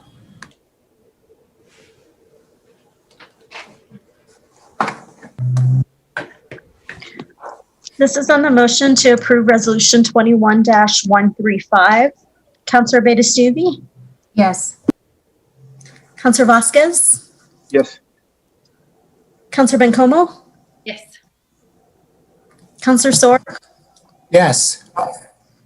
Counselor Flores? Yes. Counselor Gondara? Yes. And the mayor recused himself. Okay, great. Well, thank you very much, Mayor Pro Tem, for doing that. And so now we're going to move on to item 8.3, Resolution 21-136. Need a motion and a second, please? Move to approve. Second. Okay, motion made by Councilor Vasquez. I think it was from Councilor Flores, second, yes? Yes, sir. Okay, so we're going to have Andy Hume will be discussing. Thank you very much, Mr. Mayor and Council. Before I get started, I was wondering if I could request that the rules be suspended to hear items 8.3 and 8.4. They are directly related to each other. Sure, that sounds good. I need a motion and a second to suspend the rules to discuss item 8.3 and 8.4 concurrently. So moved. Second by Sorg. And motion made by Councilor Beta-Stubbe, second by Councilor Flores. Christine, on the motion to suspend the rules? This is on the motion to suspend the rules to listen to items 8.3 and 8.4 concurrently. Counselor Beta-Stubbe? Yes. Counselor Vasquez? Yes. Counselor Bencomo? Yes. Counselor Sorg? Yes. Counselor Flores? Yes. Counselor Gondara? Yes. Mayor? Yes. Okay, so we're going to circle back to Resolution 21-136. So there was a motion and a second, and go ahead, Andy, please. Thank you very much, Mr. Chair and members of council. My name is Andy Hume, and I have the privilege of serving as administrator for Las Cruces International Airport. The item before you today is to wrap up the lease analysis, and in particular, the rates and fees for the airport. So just briefly go through, sort of recap some of the items that we've discussed before. We'll look at the preferred rate option, and then we'll have the council options for your consideration. So as far as background goes, again, the FAA has a grant assurance, actually a whole list of grant assurances. And in particular, number 24 instructs the sponsor agency to maintain a fee structure that gets us toward becoming financially self-sustaining under the circumstances that we currently exist, that currently exist for us. Also, on a local level, we have economic development strategies that we're looking for, particularly for the airport to be an economic driver in our city and in our region. And then also, as always, it's important, as we've heard even prior in this meeting, to look at best practices and to evaluate how we're doing on our lease structure and our rates. So these are the goals. We covered these in a previous meeting, but we wanted to simplify and standardize and provide flexibility in our rates in particular, and then also look at industry and best management practices. So this is a brief timeline that gets us up to today. The last time we had a discussion, a fairly detailed discussion, was back in January. And as you recall, we had 6 options that we discussed, and we're not going to review every single one of those options. We're going to focus as we move forward on the staff preferred option, which was option number 6. So when we went out for the public input, there were some very specific comments that were raised, and they're listed here. And I'm just going to emphasize them. Have one lease rate, not multiples. Implement the rate gradually, so over time, instead of one big jump at a time.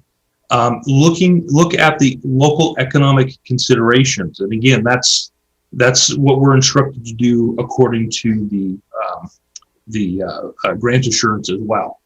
And so staff feels very confident that the preferred option that we're going to discuss today really integrates those key public comments with the goals that we have for the airport. So again, we had 6 options that we went into a great deal of detail on back in January. And option 6 is the one that we want to focus on. It's the preferred option, and it combines what we feel are the best characteristics, if you will, of the options that we have, the first 5 options. So for instance, first of all, we're dealing with one rate, not multiple rates. Second, we're looking at option number 4, which is looking at introducing it gradually. And then we're also, instead of having, as I mentioned, 2 different rates, if somebody has what's called a SASO, or a business, a specific aviation business on the airfield, then they have a rate based on that agreement with the airport rather than separate commercial lease rates. So again, staff's preference is for option number 6. So just as a reminder, this is how it would be implemented. Again, staff's suggestion is to do it over 3 years. Currently, the lease rate is 10 cents, and over 3 years, it would go up to 16 cents. And then currently, there is no SASO agreement rate. So in year 1, that rate would start at 6 cents per square foot per year, and then would go up over the course of the next 3 years to 8 cents. There would be a fixed rate of $100 per month for what are called through the fence SASOs. Those are businesses that are not based at the airport. We wanted, again, as we talked about, we wanted to have an even playing field with our based businesses versus those businesses that would come onto the airfield. And so out of all of this, we feel very confident that this, again, addresses the concerns that we had in our public comment period. Also, it puts us in compliance with the FAA grant assurance, which is always critical when it comes to making sure that our funding is in place, and also that we stay in good standing with the FAA.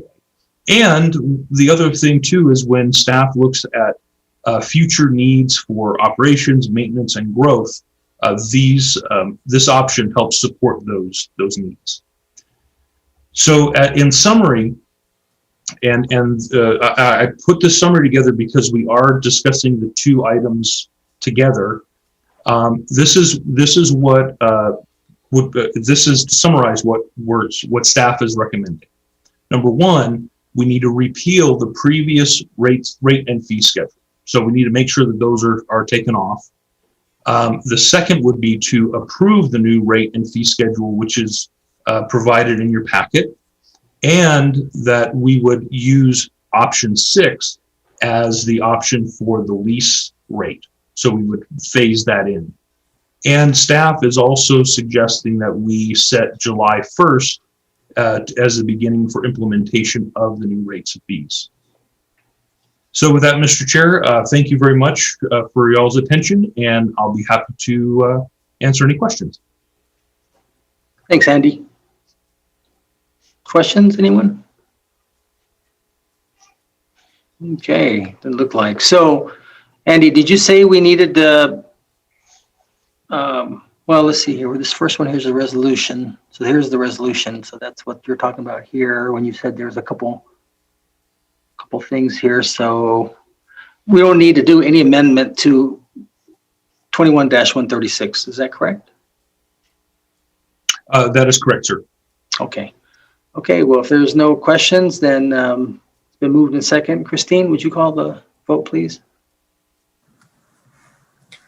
This is on the motion to approve Resolution 21-136. Councilor Beda-Stuvi? Yes. Councilor Vasquez? Yes. Councilor Bencomo? Yes. Councilor Sork? Yes. Councilor Flores?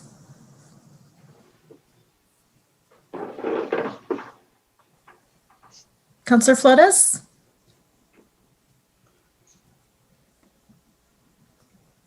She's maybe asleep, like she's talking about. No, I'm not asleep. I lost the screen and then I went all over the place.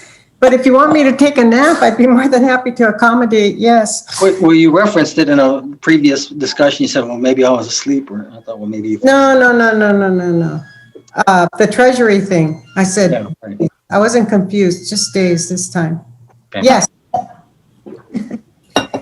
Counselor Gondara? Yes. Mayor? Yes. Okay, so now we're going to go to 8.3, Council Bill number 21-029. I need a motion and a second, please. Move to approve. second by Flores. It's moved by Councilor Sorg, second by Councilor Flores. Are there any questions on this? And Andy, you don't need any amendments to this as well. Is that correct? That is correct, sir. Okay, if there's no further questions, would you call the roll or vote, please, Christine? This is on the motion to approve ordinance 2962. Counselor Betastuvi? Yes. Counselor Vasquez? Yes. Counselor Bencomo? Yes. Counselor Sorg? Yes. Counselor Flores? Yes, Counselor Gondara? Yes. Mayor? Yes. Okay, so now we're going to go to board appointments, and it looks like Mayor Pro Tem has an appointment, Vanessa Vega, to the Planning and Zoning Commission. And let's see here, on another one, to the Airport Advisory Board, I'll need a motion and a second to appoint Michael Radke. So moved. Second. second, Motion made by Councilor Bencomo, second by Mayor Pro Tem Gondara. Christine? This is on the motion to appoint Michael Radke to the Airport Advisory Board. Counselor Betastuvi? Yes. Counselor Vasquez? Yes. Counselor Bencomo? Yes. Counselor Sorg? Yes. Counselor Flores? yes, Counselor Gondara? Yes. Mayor? Yes. And Andy, let me just say the applicants to the Airport Advisory Board were really impressive. I mean, it was tough going back and forth on this one here. Please encourage the other two to continue. I chose Mr. Radke because of his engagement with not only locally here, but also with the youth. And they both had some really good, it was really tough. I was really impressed. Thank you, sir. I will pass that along. Councilor Flores, did you have your hand up? Next step, yes, sir, I did, Mayor. And I want to thank Mr. Hume for working with a very highly informed and very engaged advisory board. And I think that we're getting really good results because of the advisory board and, of course, Mr. Hume's leadership there. So I just want to really get that on the record and make it clear that we're moving along beautifully. And there's a saying that pilots say, smooth winds and tailwinds or something like that. But anyway, I know I got it all wrong. Sorry, but thank you, Mr. Hume, and thank you, advisory board members. Okay, thank you for that, Councilor. So now we're going to go to notice of proposed ordinances. Item 10.1, oh, okay, excuse me, there'll be no public discussion. Council may ask staff for clarification on the proposed ordinance. So 10.1, Council Bill number 21-030, ordinance 2963. Bring it forward. Bring it forward. 10.2, which is Council Bill number 21-031, ordinance number 2964. Bring it forward. Bring it forward. Okay, next we're going to go to member board reports and comments. I don't have anything other than the community suffered a huge loss with Dr. Trujillo, and whatever we can do to help the school board in this tough time, please let them know, EFO, and that's really all I can say. I mean, it's just a terrible, terrible loss. Just a great lady. I didn't realize she called the games at Hatch, the basketball games. Wow, she did double duty. I knew her dad quite well. He and I served in the county for 4 years. Gilbert Apalaca, good man, good dad. So, okay, Mayor Pro Tem.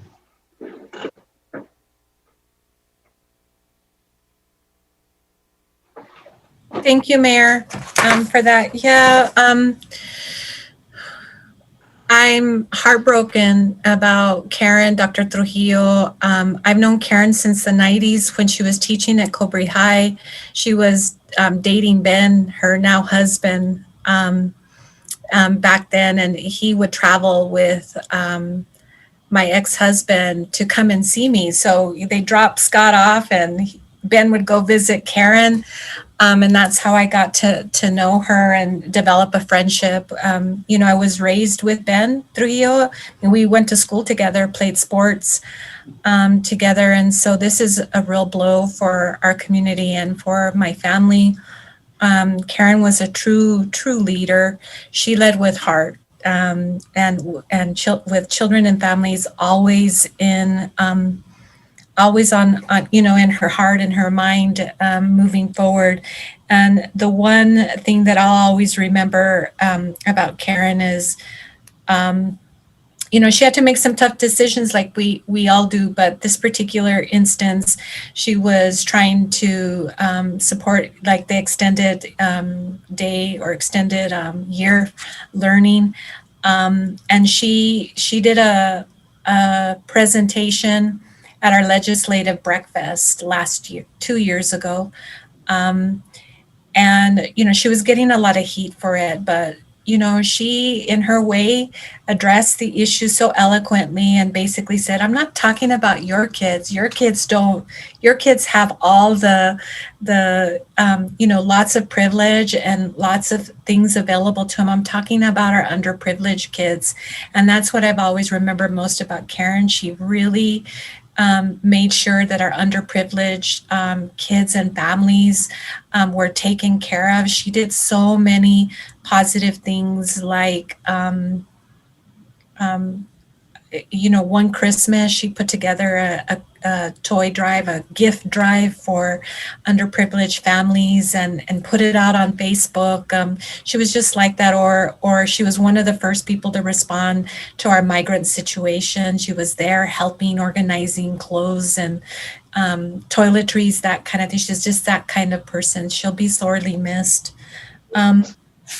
And so I appreciate you recognizing her and giving her a moment of silence, Mayor, today. I wanted to update folks because it's been a little bit on our downtown parking committee. I appreciate Chris Fair and all the work that he's done sort of keeping this moving forward.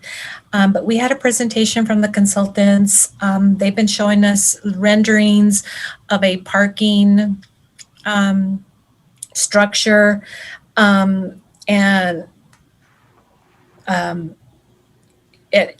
so, Mayor, I know that people are really wondering, where are we at with, the funding that we received from the legislature, and they're working on some schematics that, in this particular structure, the municipal building wasn't a part of that, right? So it would have the municipal courts and all the offices and whatnot, and then the second would be parking. It would render a little over,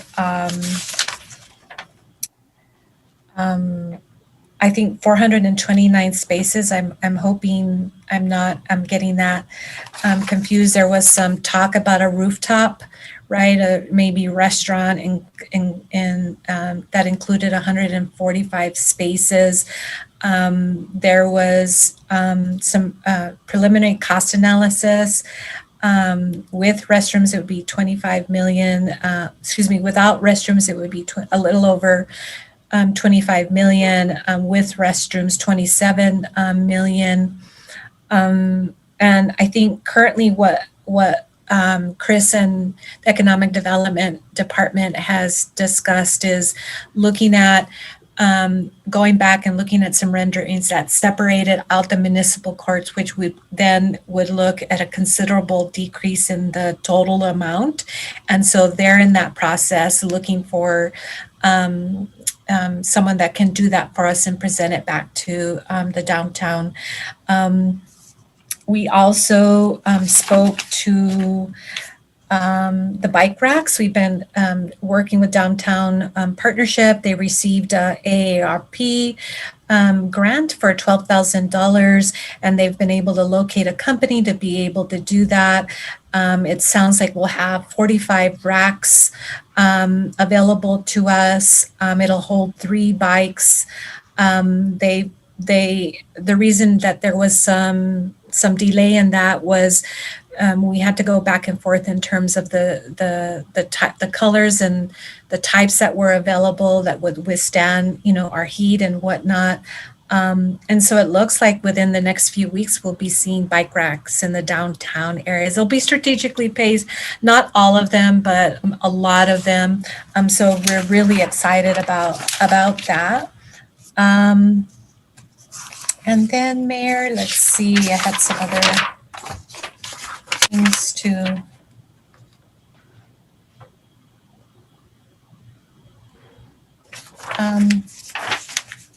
Mayor, we Councilor Vasquez, yourself and me, we meet with Public Safety Select Committee every couple of weeks. I wanted to make sure that I spoke about that. And we've been talking a lot about, the survey that put out, the attitudes that our folks have, sometimes positive, sometimes negative. We've talked a lot about the increase in property crime and different crimes across our city. We're looking at a campaign to raise awareness, right, of the numbers to call when you see something, say something. I know that staff at Las Cruces Police Department are working, towards that. We talk some about reform, training, the transparency page. And we've also discussed, I believe, Mayor, and we've agreed to have a work session related to public safety. I also had an opportunity to speak to Mr. Peely about hearing from our chiefs, both in law enforcement and fire at our regular council meetings. So we hear from them more regularly, sort of get an update on the different projects and things that they're working on. I think that would be really helpful to council moving forward. And let's see, looking through my notes, Mayor, I think that's all I have, Mayor, at this point. Thank you. Okay. Thanks, Mayor Pro Tem. Since you had your story with Dr. Trujillo, I think I'd like to share one. It's kind of funny in a way. So I wrote down who all have children. You, Councilor Flores, Councilor Sorg, Councilor Betastubi. Hers may be a little bit too young, but imagine you're running for office, right? And it's an open seat, it's a forum, and you send your child to the forum to represent you. So Gilbert, it was 1996, and Gilbert, he says, "Hey, Ken, I'm not gonna be able to make it. I'm gonna send my daughter." I go, "Are you serious? He goes, "Yeah, she'll do fine." I go, "I don't know, Gilbert. I don't know if you want to do that." So she shows up, she reads a letter. It's Karen. She says, "Oh, my dad can't make it here tonight. He sent me here to represent him." And let me tell you something. She destroyed his opponent. She destroyed him, just literally. It was incredible. I'm like, man, this lady is smart. That was 1996. So, anyways, just thought I'd share that with you. Oh, that's a good story. How much confidence he had in her to send her to a forum and to represent him. She knew nothing about county commission politics, and she just destroyed his opponent. How old was she? Well, I don't know. They say she's 50, right? Or was. She was around there, about 35, late 20s, maybe. Let's see, that was 1996. That's 25 years ago. 25, she's like 25, 26. She was working on her PhD, I think. Yeah. Pretty amazing. Councilor Sword. Thank you, Mr. Mayor. Keep it off. Yeah, I'll tell you my situation. Some of you may know, Karen Trujillo was a neighbor of mine, just 3 doors down from my house. And we'd run into each other from time to time. But in the past year, since COVID-19, we had a route. It would vary from sometimes, but she would go at different times than I would. But it was a loop that would take us out into some undeveloped desert land, an arroyo, the Sandhill Arroyo, and then through the neighborhood. And we'd run into each other sometimes. She's always walking her dogs. They were probably walking her more than she was walking them. They pulled her along quite a bit. And so we'd have a short conversation as we would walk. This is truly a terrible tragedy, what happened. And of course, what crossed my mind, it could have happened to me too. I was walking the same streets. And so I wanted to mention to everybody that there is this scholarship at NMSU that they're asking for donations in lieu of flowers for the services that they're coming.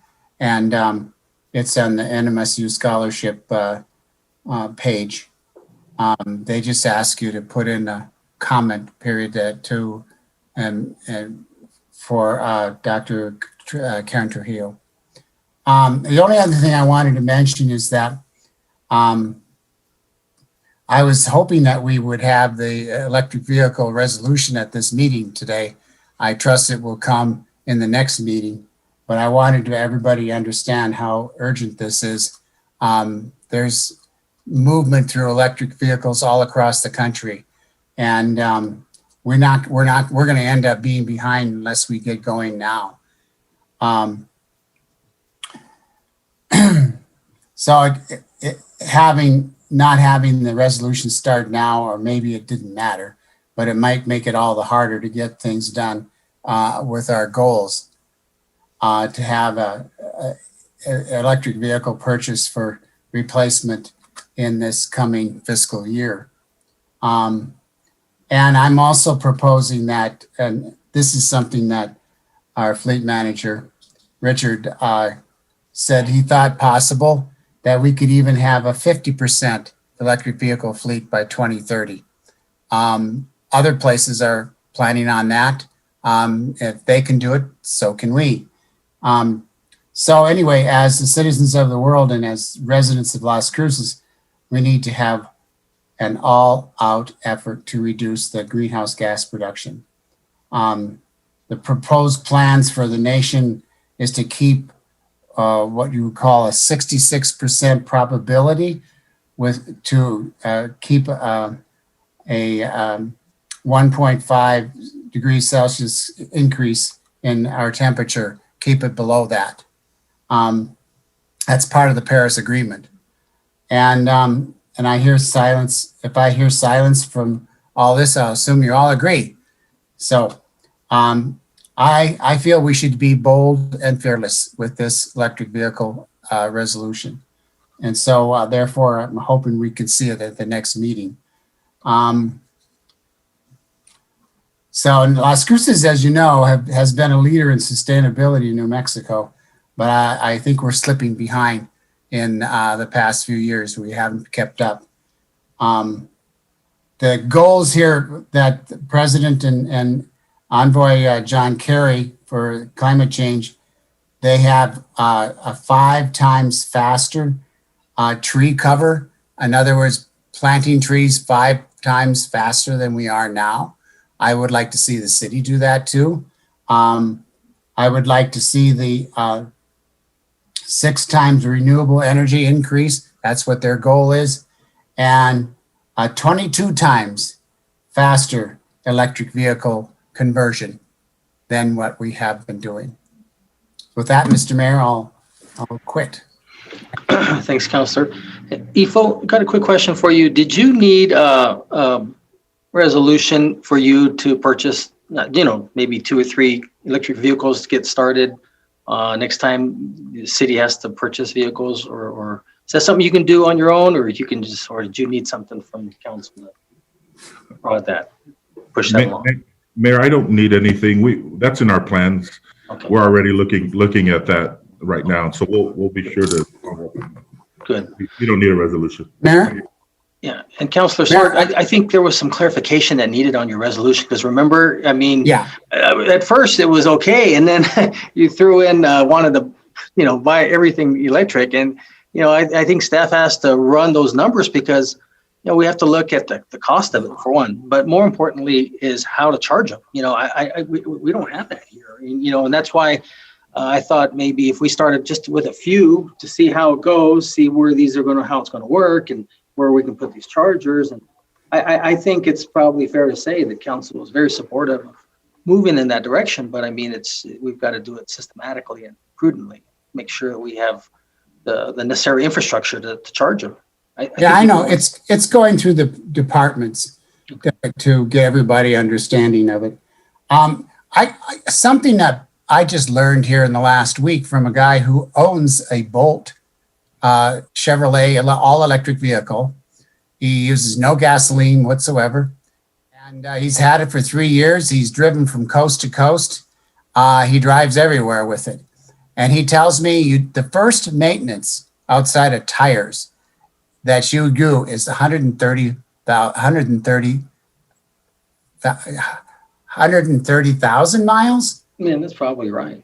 Yeah, 130,000 miles, right. That didn't sound right when I first said it, but it is true. That's their first maintenance scheduled on the vehicle. I don't know how many miles do we use our our cars in the city here. No, and what's unfortunate is that we don't get to write off our mileage here at the city. The city doesn't get to write that off, but a private business does, and that's a huge benefit. IRS still lets you take the 58 cents a mile, even though you don't spend it on gas. So it's really pretty cool. Yeah. Okay. Okay. So thank you for that. So Councilor Bencomo. Mr. Mayor, Yes. are you dazed and confused? I think you skipped over me. Oh, I'm sorry. I did, didn't I? Oh, it's okay. It was fun. It was a lot of fun asking you. I don't know why you did that. I do, but I won't. Yeah, I won't. Actually, It was I don't. not intentional. I know you I'm think sure. it is. Oh, I'm No, I sure. think I know you think it is. My heart is breaking. I can't even speak through my tears. But thank you, Mayor. And Did you get the steak and lobster lunch I had sent over the weekend? yes, I did. Thank you very much. There you go. It's amazing. Thank you. Mayor Pro Tem Gandara called me Thursday shortly after the incident happened, where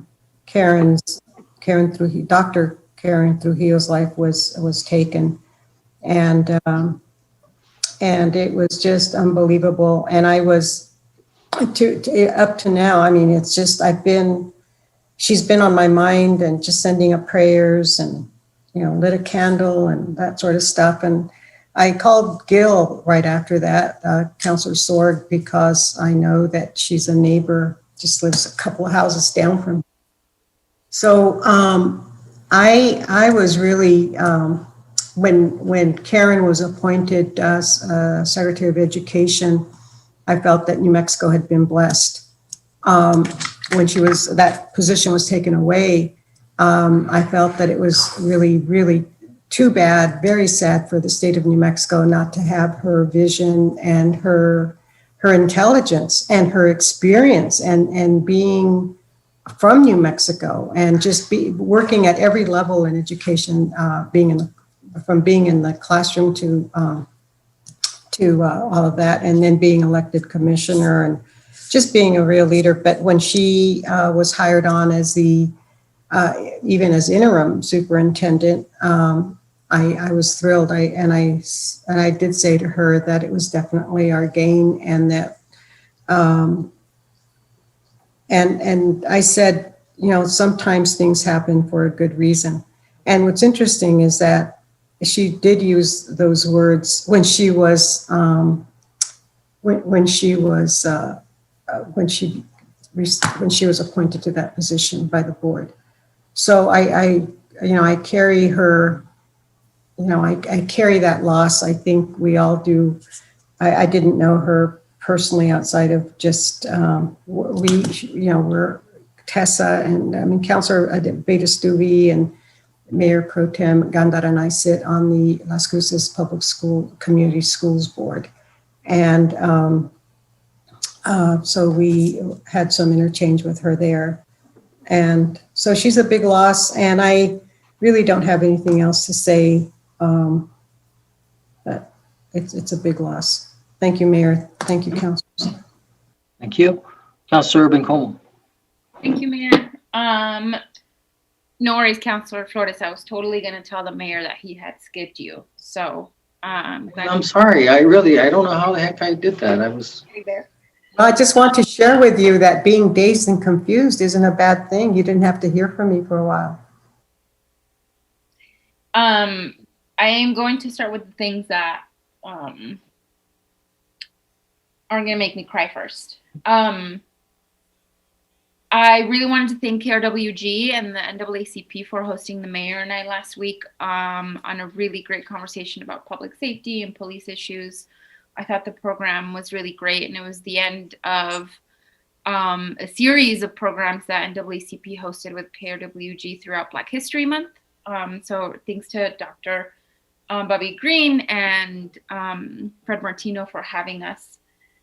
I also wanted to thank KVIA for running a story last week on Byrne Lake. I don't know if any of you caught it, but I had so many people reach out to me in District 4 about wanting to support any sort of cleanup project at Byrne Lake. And I really wanted to thank Officer Klimek and Lieutenant Heckler for leading on those efforts. Of course, things are stalled now that we're back in the red and can't do a cleanup event, but I seriously got so much feedback from constituents about Byrne Lake, and Byrne Lake is just so deeply loved by people in this community. And, it's one of the reasons I had it and will continue to have it on my priority list, but I was just very excited about the story KVIA ran and the work that we're going to be doing to clean it up and get people excited about it. I think the dog park is going to help. The trail system is going to help really revitalize that park. I'm very excited. Let's see. Mayor Pro Tem and I went to the groundbreaking, sort of halfsies groundbreaking ceremony at Fire Station 3, where crews are hard at work on their way on building our new fire station right next to our old fire station. And we got to throw some dirt around and even got to keep a shovel. So very excited about that project moving forward for the city, but certainly for District 4 and our fire crews. Last time I was there at the Fire Station 3, they were telling me that mushrooms are growing out of the walls. So it's really time to get our fire crews a new station, and I'm very excited about that. At our housing PRC a couple weeks ago, we had a gentleman from Albuquerque join us. We mentioned this at the work session last week briefly, but just very excited about this person coming and joining our housing PRC, telling us about how they've used Go Bonds to really bolster and uplift housing projects, and they're just doing some really great things. And I'm very excited about our conversation. The challenges we're facing around homelessness and housing crisis is pretty big, so the solutions have to be just as bold. So I'm very excited about having those conversations and the team that we currently have. The last thing, of course, I want to touch on is Dr. Karen Trujillo, and just how deeply heartbroken I feel for not only her family, certainly especially her family and her kids, her husband, but of course her entire community. Over the weekend, I've just been just overwhelmed by the love that people have shown her, and just how deeply loved she was and will continue to be. And I first met Dr. Trujillo when she was running for county commissioner, and I am obviously a Chillona. I cry about everything, and the first time I met her, she also cried with us, and I have just a deep admiration for public leaders and elected officials who are willing to be vulnerable with people and constituents, and she was certainly that. So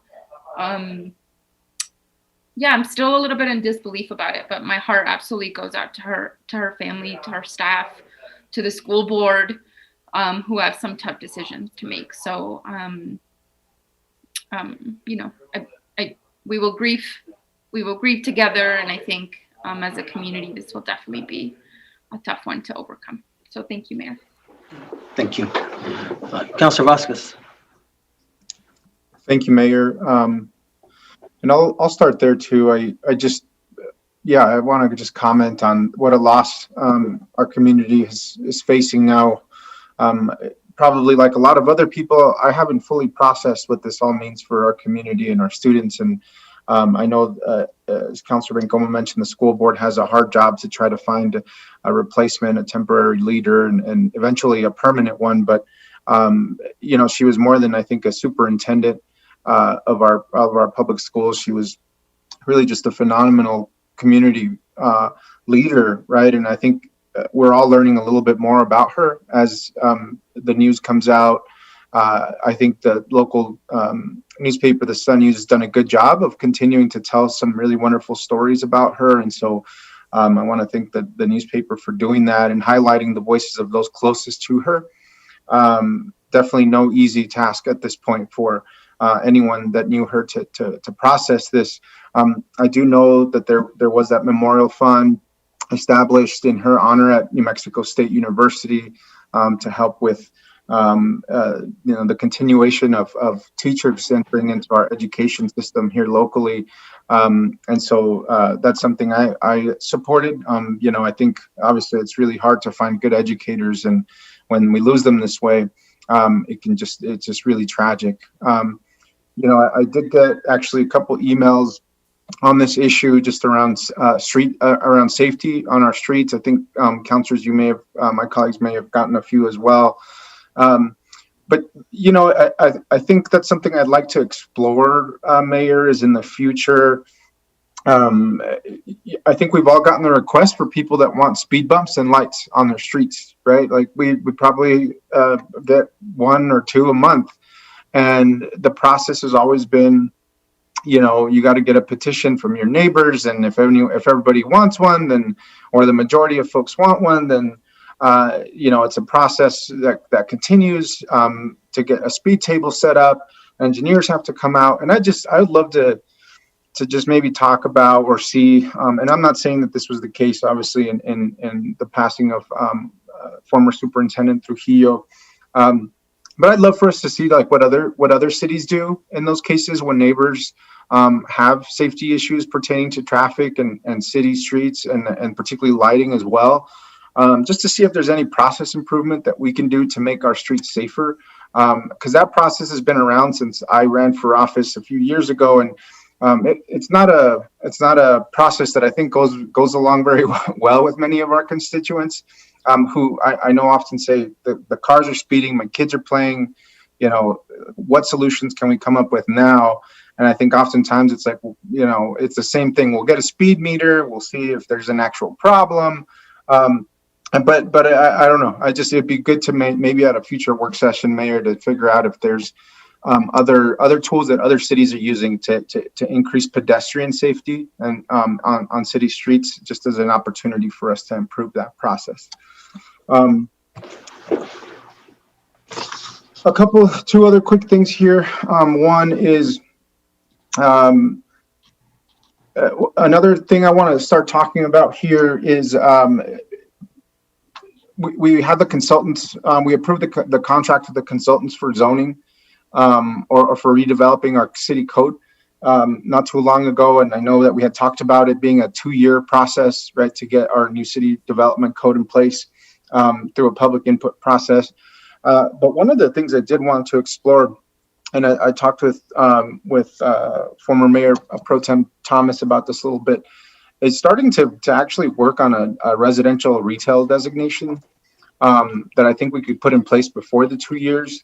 And so I think one of the ways that we lift our people up during, especially, post-pandemic, but even now, as I mentioned before, is that create a zoning opportunity for folks that can actually have residential retail establishments with very limited occupancy. And so, things like jewelry makers or art makers or seamstresses or, different things that folks can do inside their home to sell products or to sell a service, I think is something that we really need to start working on now, not have to wait 2 years.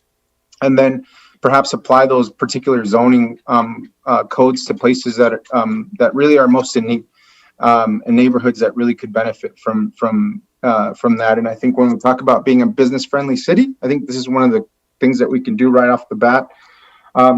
So that's just a conversation we've started, and I think we can do it before the 2 years is up. And so I want to hopefully also bring that before a work session as soon as I can perhaps start working on that with staff and with Ms. Sharon Thomas as well to see what that looks like.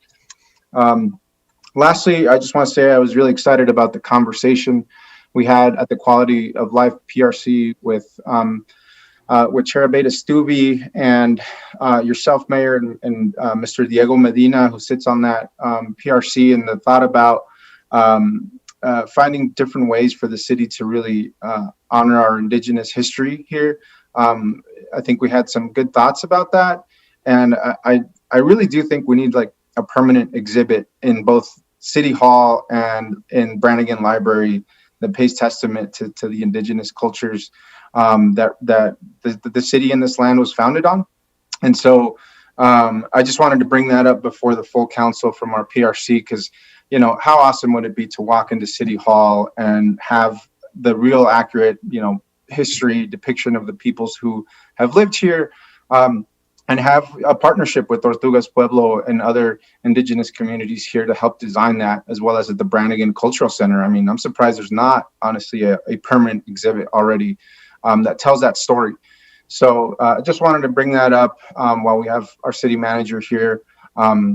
To maybe start having those conversations about what our next public art or educational series could look like inside of City Hall and certainly at Brannigan.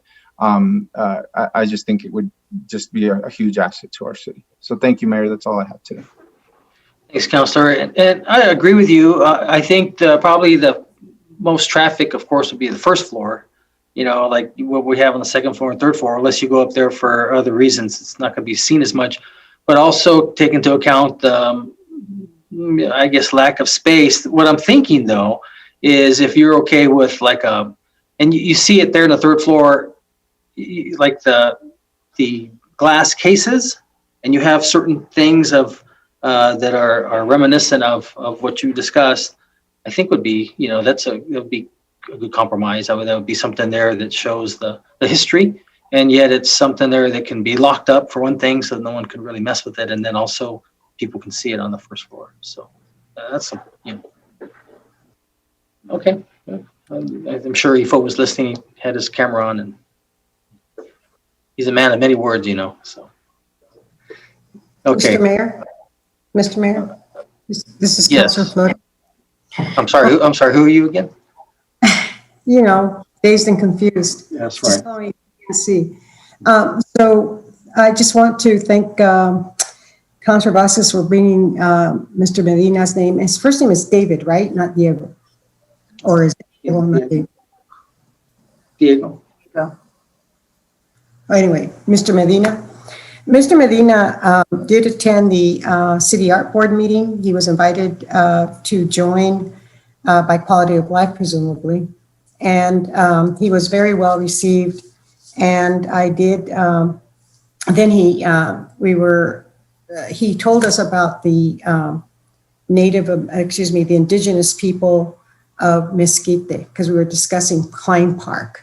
And so that definitely brought to the forefront and just told us about what a vibrant community it was and how kids played in the streets. They had the jackrabbits, baseball team. And I think I CC'd the picture to you, Mr. Mayor, and definitely to Ifo Pili, our city manager, so that Ifo could, really understand that, or be exposed to the culture that has been really hidden and really hasn't been kept alive or recognized or respected. So I know that, and then public art is really an interesting question. I think that, remember, Gil, when after you were given that what's it called, the Japanese folding origami. art. Oh yeah, the origami. Yeah, that was very difficult for the city art board to deal with. It was handed over to them. It's really not, quote, public art, unquote. It's called another kind of art. And public art is a really different concept. It includes murals, but it's not limited to murals. And it's, a lot of, like our fire department is going to have one built in. And so City Art Board is moving on that. But anyway, I just wanted to thank Gabe for bringing up Mr. Medina, because he joined our meeting and was very, very articulate about the indigenous people in the Mesquite district. And we'll have some discussions with, or I'll have some discussions with Mr. Pili about that. So thank you, Mr. Mayor, for allowing me to speak again. And thank you, Gabe. Yeah, well, it's unfortunate that Councilor Beta Stubbe has no more minutes to talk since you took them all, but we'll see if we can find a few for her. Councilor Beta Stubbe. Thank you, Mayor. Well, luckily they both talked about one of the issues I have on my notes. So I do want to thank Mr. Medina, it is Diego Medina, for giving that presentation in our Quality of Life PRC. And as mentioned, we talked heavily about the indigenous community, much of which was in the Mesquite area. We talked a lot about the Jackrabbit baseball team and the history. I very much agree that we should be looking at ways to incorporate more of that indigenous story and voice. I would suggest that when we're having these conversations, to really make sure that we're including those communities on where they would also like to see their artwork placed and their story told. I think that's an important aspect of their story, is where they'd like to have it showcased.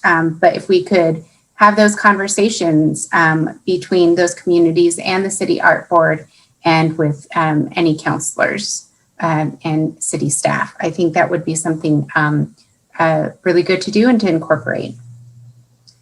I have a report from the Animal Service Center of Mesilla Valley. We did have changes in leadership, as our MOUs agree with. So the new chair will be Commissioner Manny Sanchez, and I will be serving as vice chair.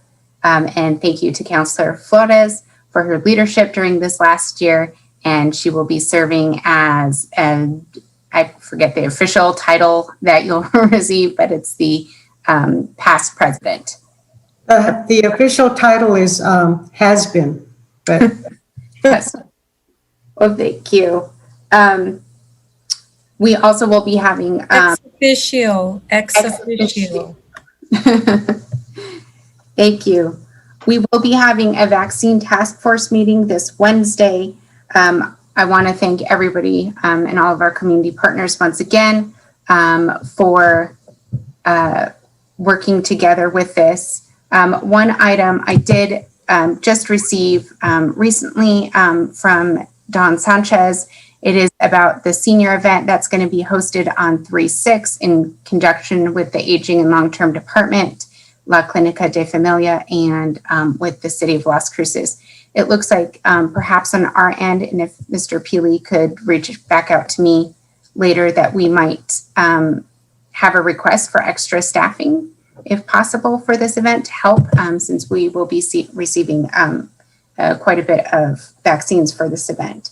And then we'll also be getting a report from the DOH on Wednesday that I hope mimics what we were able to bring to you 2 weeks ago as well, that shows the amounts of vaccines that we have been requesting, the amounts that have been received, and then it gives as well the amount that it takes to be equitable within the numbers that have been given through the state. So those are other items that we're looking for.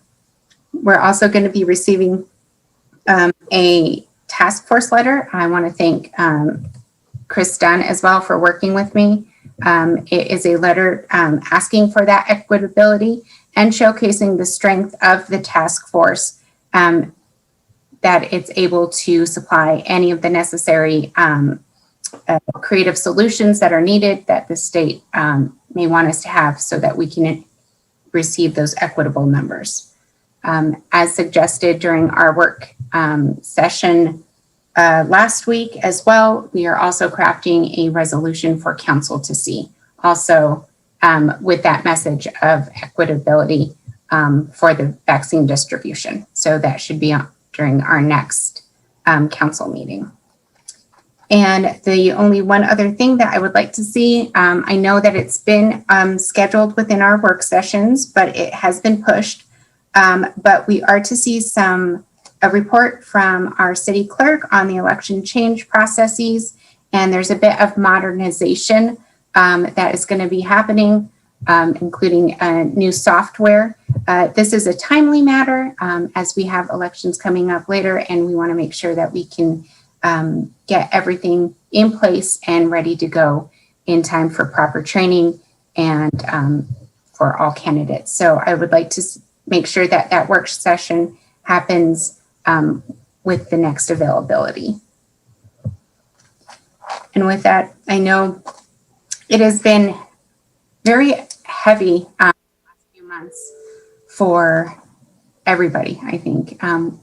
Lots of people have had COVID fatigue. We've had many community members that have passed, including a city employee here as well. We've had officers, we've had a lieutenant in our department, Edward Vasquez, he was with the NASA, and now with our superintendent, Karen Trujillo. I know that's weighed heavy on a lot of people. It came from an unlikely source, but the quote kind of still remains the same with me, and that's, what is grief if not love persevering? And I know that it's been very hard and heavy for people, but it also showcases just how much one has loved and how much they're loving. Thank you all, and that's all I have for today. Thank you, Counselor. Let's see here. So I just got an interesting text. So, Counselor Flores, did you have your hand up, or did you forget to put it down? Okay, so I was going to let you all know that I was going to individually send out a press release asking the governor to reconsider, because we are below 5%, and there's a lot of things that shut down when we go into red. But I'm trying to verify where I got this from. I mean, this individual sent it to me, and even the state's interested to know where this came from. So let me verify that. So if I do, I just want to let you know that I probably will be sending that out, because I think it's because if not, then they have to wait till the 10th. That's 9 more days, and the numbers are, thank goodness, are dropping. I mean, they're 30, 40, 50 a day, and people are getting more and more vaccinated. And then another option I was gonna, and I read this in, I don't know, somewhere, one of the papers I read, I thought it was pretty interesting. So you're open for those that already have the vaccination, those that are already vaccinated, those that can, and that way they're you keep the businesses open, they can stay open, and that's kind of interesting twist on as well. So anyways, I just thought I'd let you know what I'm up to on that end. Did you have your hand up, Counselor? Yes, Mayor. Thank you. My one suggestion would be, if we are going to do that, if we could encourage testing to happen and give out the information on testing, and also a recommendation of just also encouraging those healthy habits with masking and distancing as well. But we do also need people to test and to encourage the businesses as well. So that would be my one suggestion if you're going to do that. Okay. Mr. Mayor? I know that's not you because you already said you didn't have your hand up. Well, I just put it up again. Oh, jeez. Okay. Jeez. Okay. So thank you so much for that, Councilor Abeyta-Stuvey. But did any of you read that article in the newspaper about one of our teachers, middle school teacher? He actually lived in El Paso, and he went to get his COVID shot, but he died because he had COVID. And I wonder if we should be tested before we get the shot. And the article did not say that it was that he died as a consequence, but I don't know if maybe Councilor Abeyta-Stuvey or Mr. Enriquez can shed any light on that. But I mean, that is really cause for concern because apparently he didn't have any symptoms. So if you know anything about that or how is the health field community feeling about that? Councilor Flores, as with any article, I would make sure to look for a few items with it. Is it a scientific article? Is it something that has had any sort of review on it or has a direct medical professional link? And before reading, otherwise there's a lot of conjecture, and correlation, causation are two very different things. And so I think we just need to be very cautious with those types of items. And I always suggest if you're going for any vaccine, if you're going for any medical item, please talk to your primary care provider, ask about those questions, and read up on the suggestions that they may have too, if they suggest getting tested beforehand. But I would just be very cautious with that. Like I said, correlation and causation aren't always the same. Yeah, the article was clear, did not state that there was a direct result. And so it does leave it somewhat unclear, but thank you so much, Councilor. Thank you, Mayor. Thank you. EFO, City Manager's Report.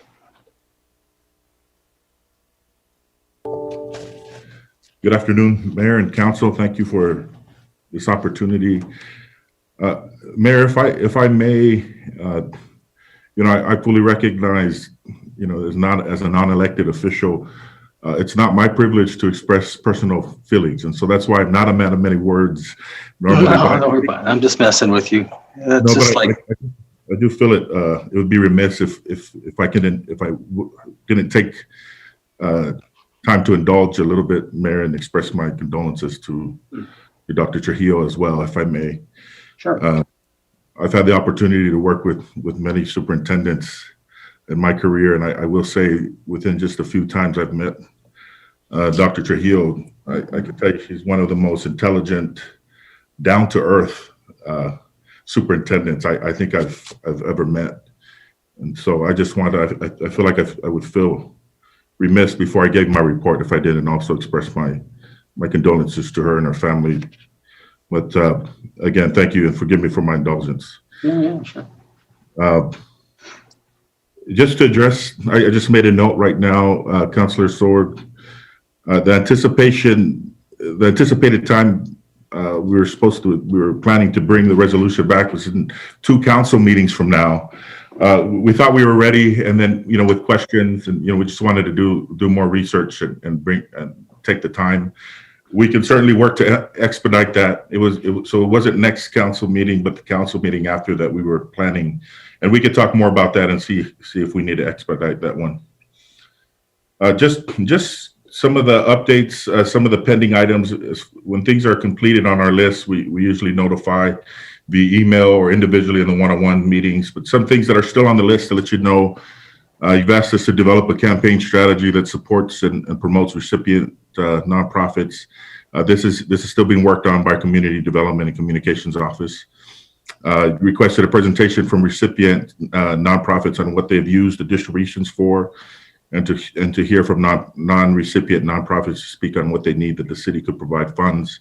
That should be coming. We talked about the the evictions situation, as reported on earlier during the discussion about HB 111. And then we are continuing to work on finding a technical solution to providing RFPs and grants on the city's website for the public to look at RFPs and grants in an easy way. Some good news. Natalie just sent me an email as a result of the mayor requesting it in a public meeting, requesting that we send a press release calling for credit unions to assist. She mentioned that Nusenda Credit Union, after reading about the mayor's call for lines of credit from local banks, reached out to her and our business concierge, Donna Bustos, and we'll be sponsoring the food voucher meal program. $10,000. We'll sponsor an extra restaurant and approximately 1,000 hot meals to our area's most vulnerable residents. And so good news there. And it was timely. Nice. And then just let everyone know, this budget season, we're well underway. Budget meetings are happening internally as well. So look out for some of those meeting invites. Again, it's for one-on-one meetings with council and our budget team. It's your prerogative how you want to use that time for questions or anything you need our budget team to work on with you. But those will be coming out. They'll be reaching out if they haven't already. And then, as the legislative session winds down, we should be getting more a report from Larry and how our tracking system's going with the bills we're tracking. But I think that's all I have for now, Mayor. Thank you. Okay. Thanks, Ifo. All right. So with that, if there's nothing further, entertain a motion to adjourn. Move to adjourn. Second by Flores. Okay, motion made by Councilor Sorg, second by Councilor Flotis. So we adjourn. Christine, will you call the vote, please? This is on the motion to adjourn the regular meeting. Counselor Beta-Stuvey? Yes. Counselor Vasquez? Yes. Counselor Bencomo? Yes. Counselor Sorg? Yes. Counselor Flores? Yes. Counselor Gandara? Yes. Yes. Mayor? Yes. Okay, so looks like we're adjourned. It's 3:42 p.m. Enjoy the rest of your Monday. Talk to you later. Okay, bye-bye.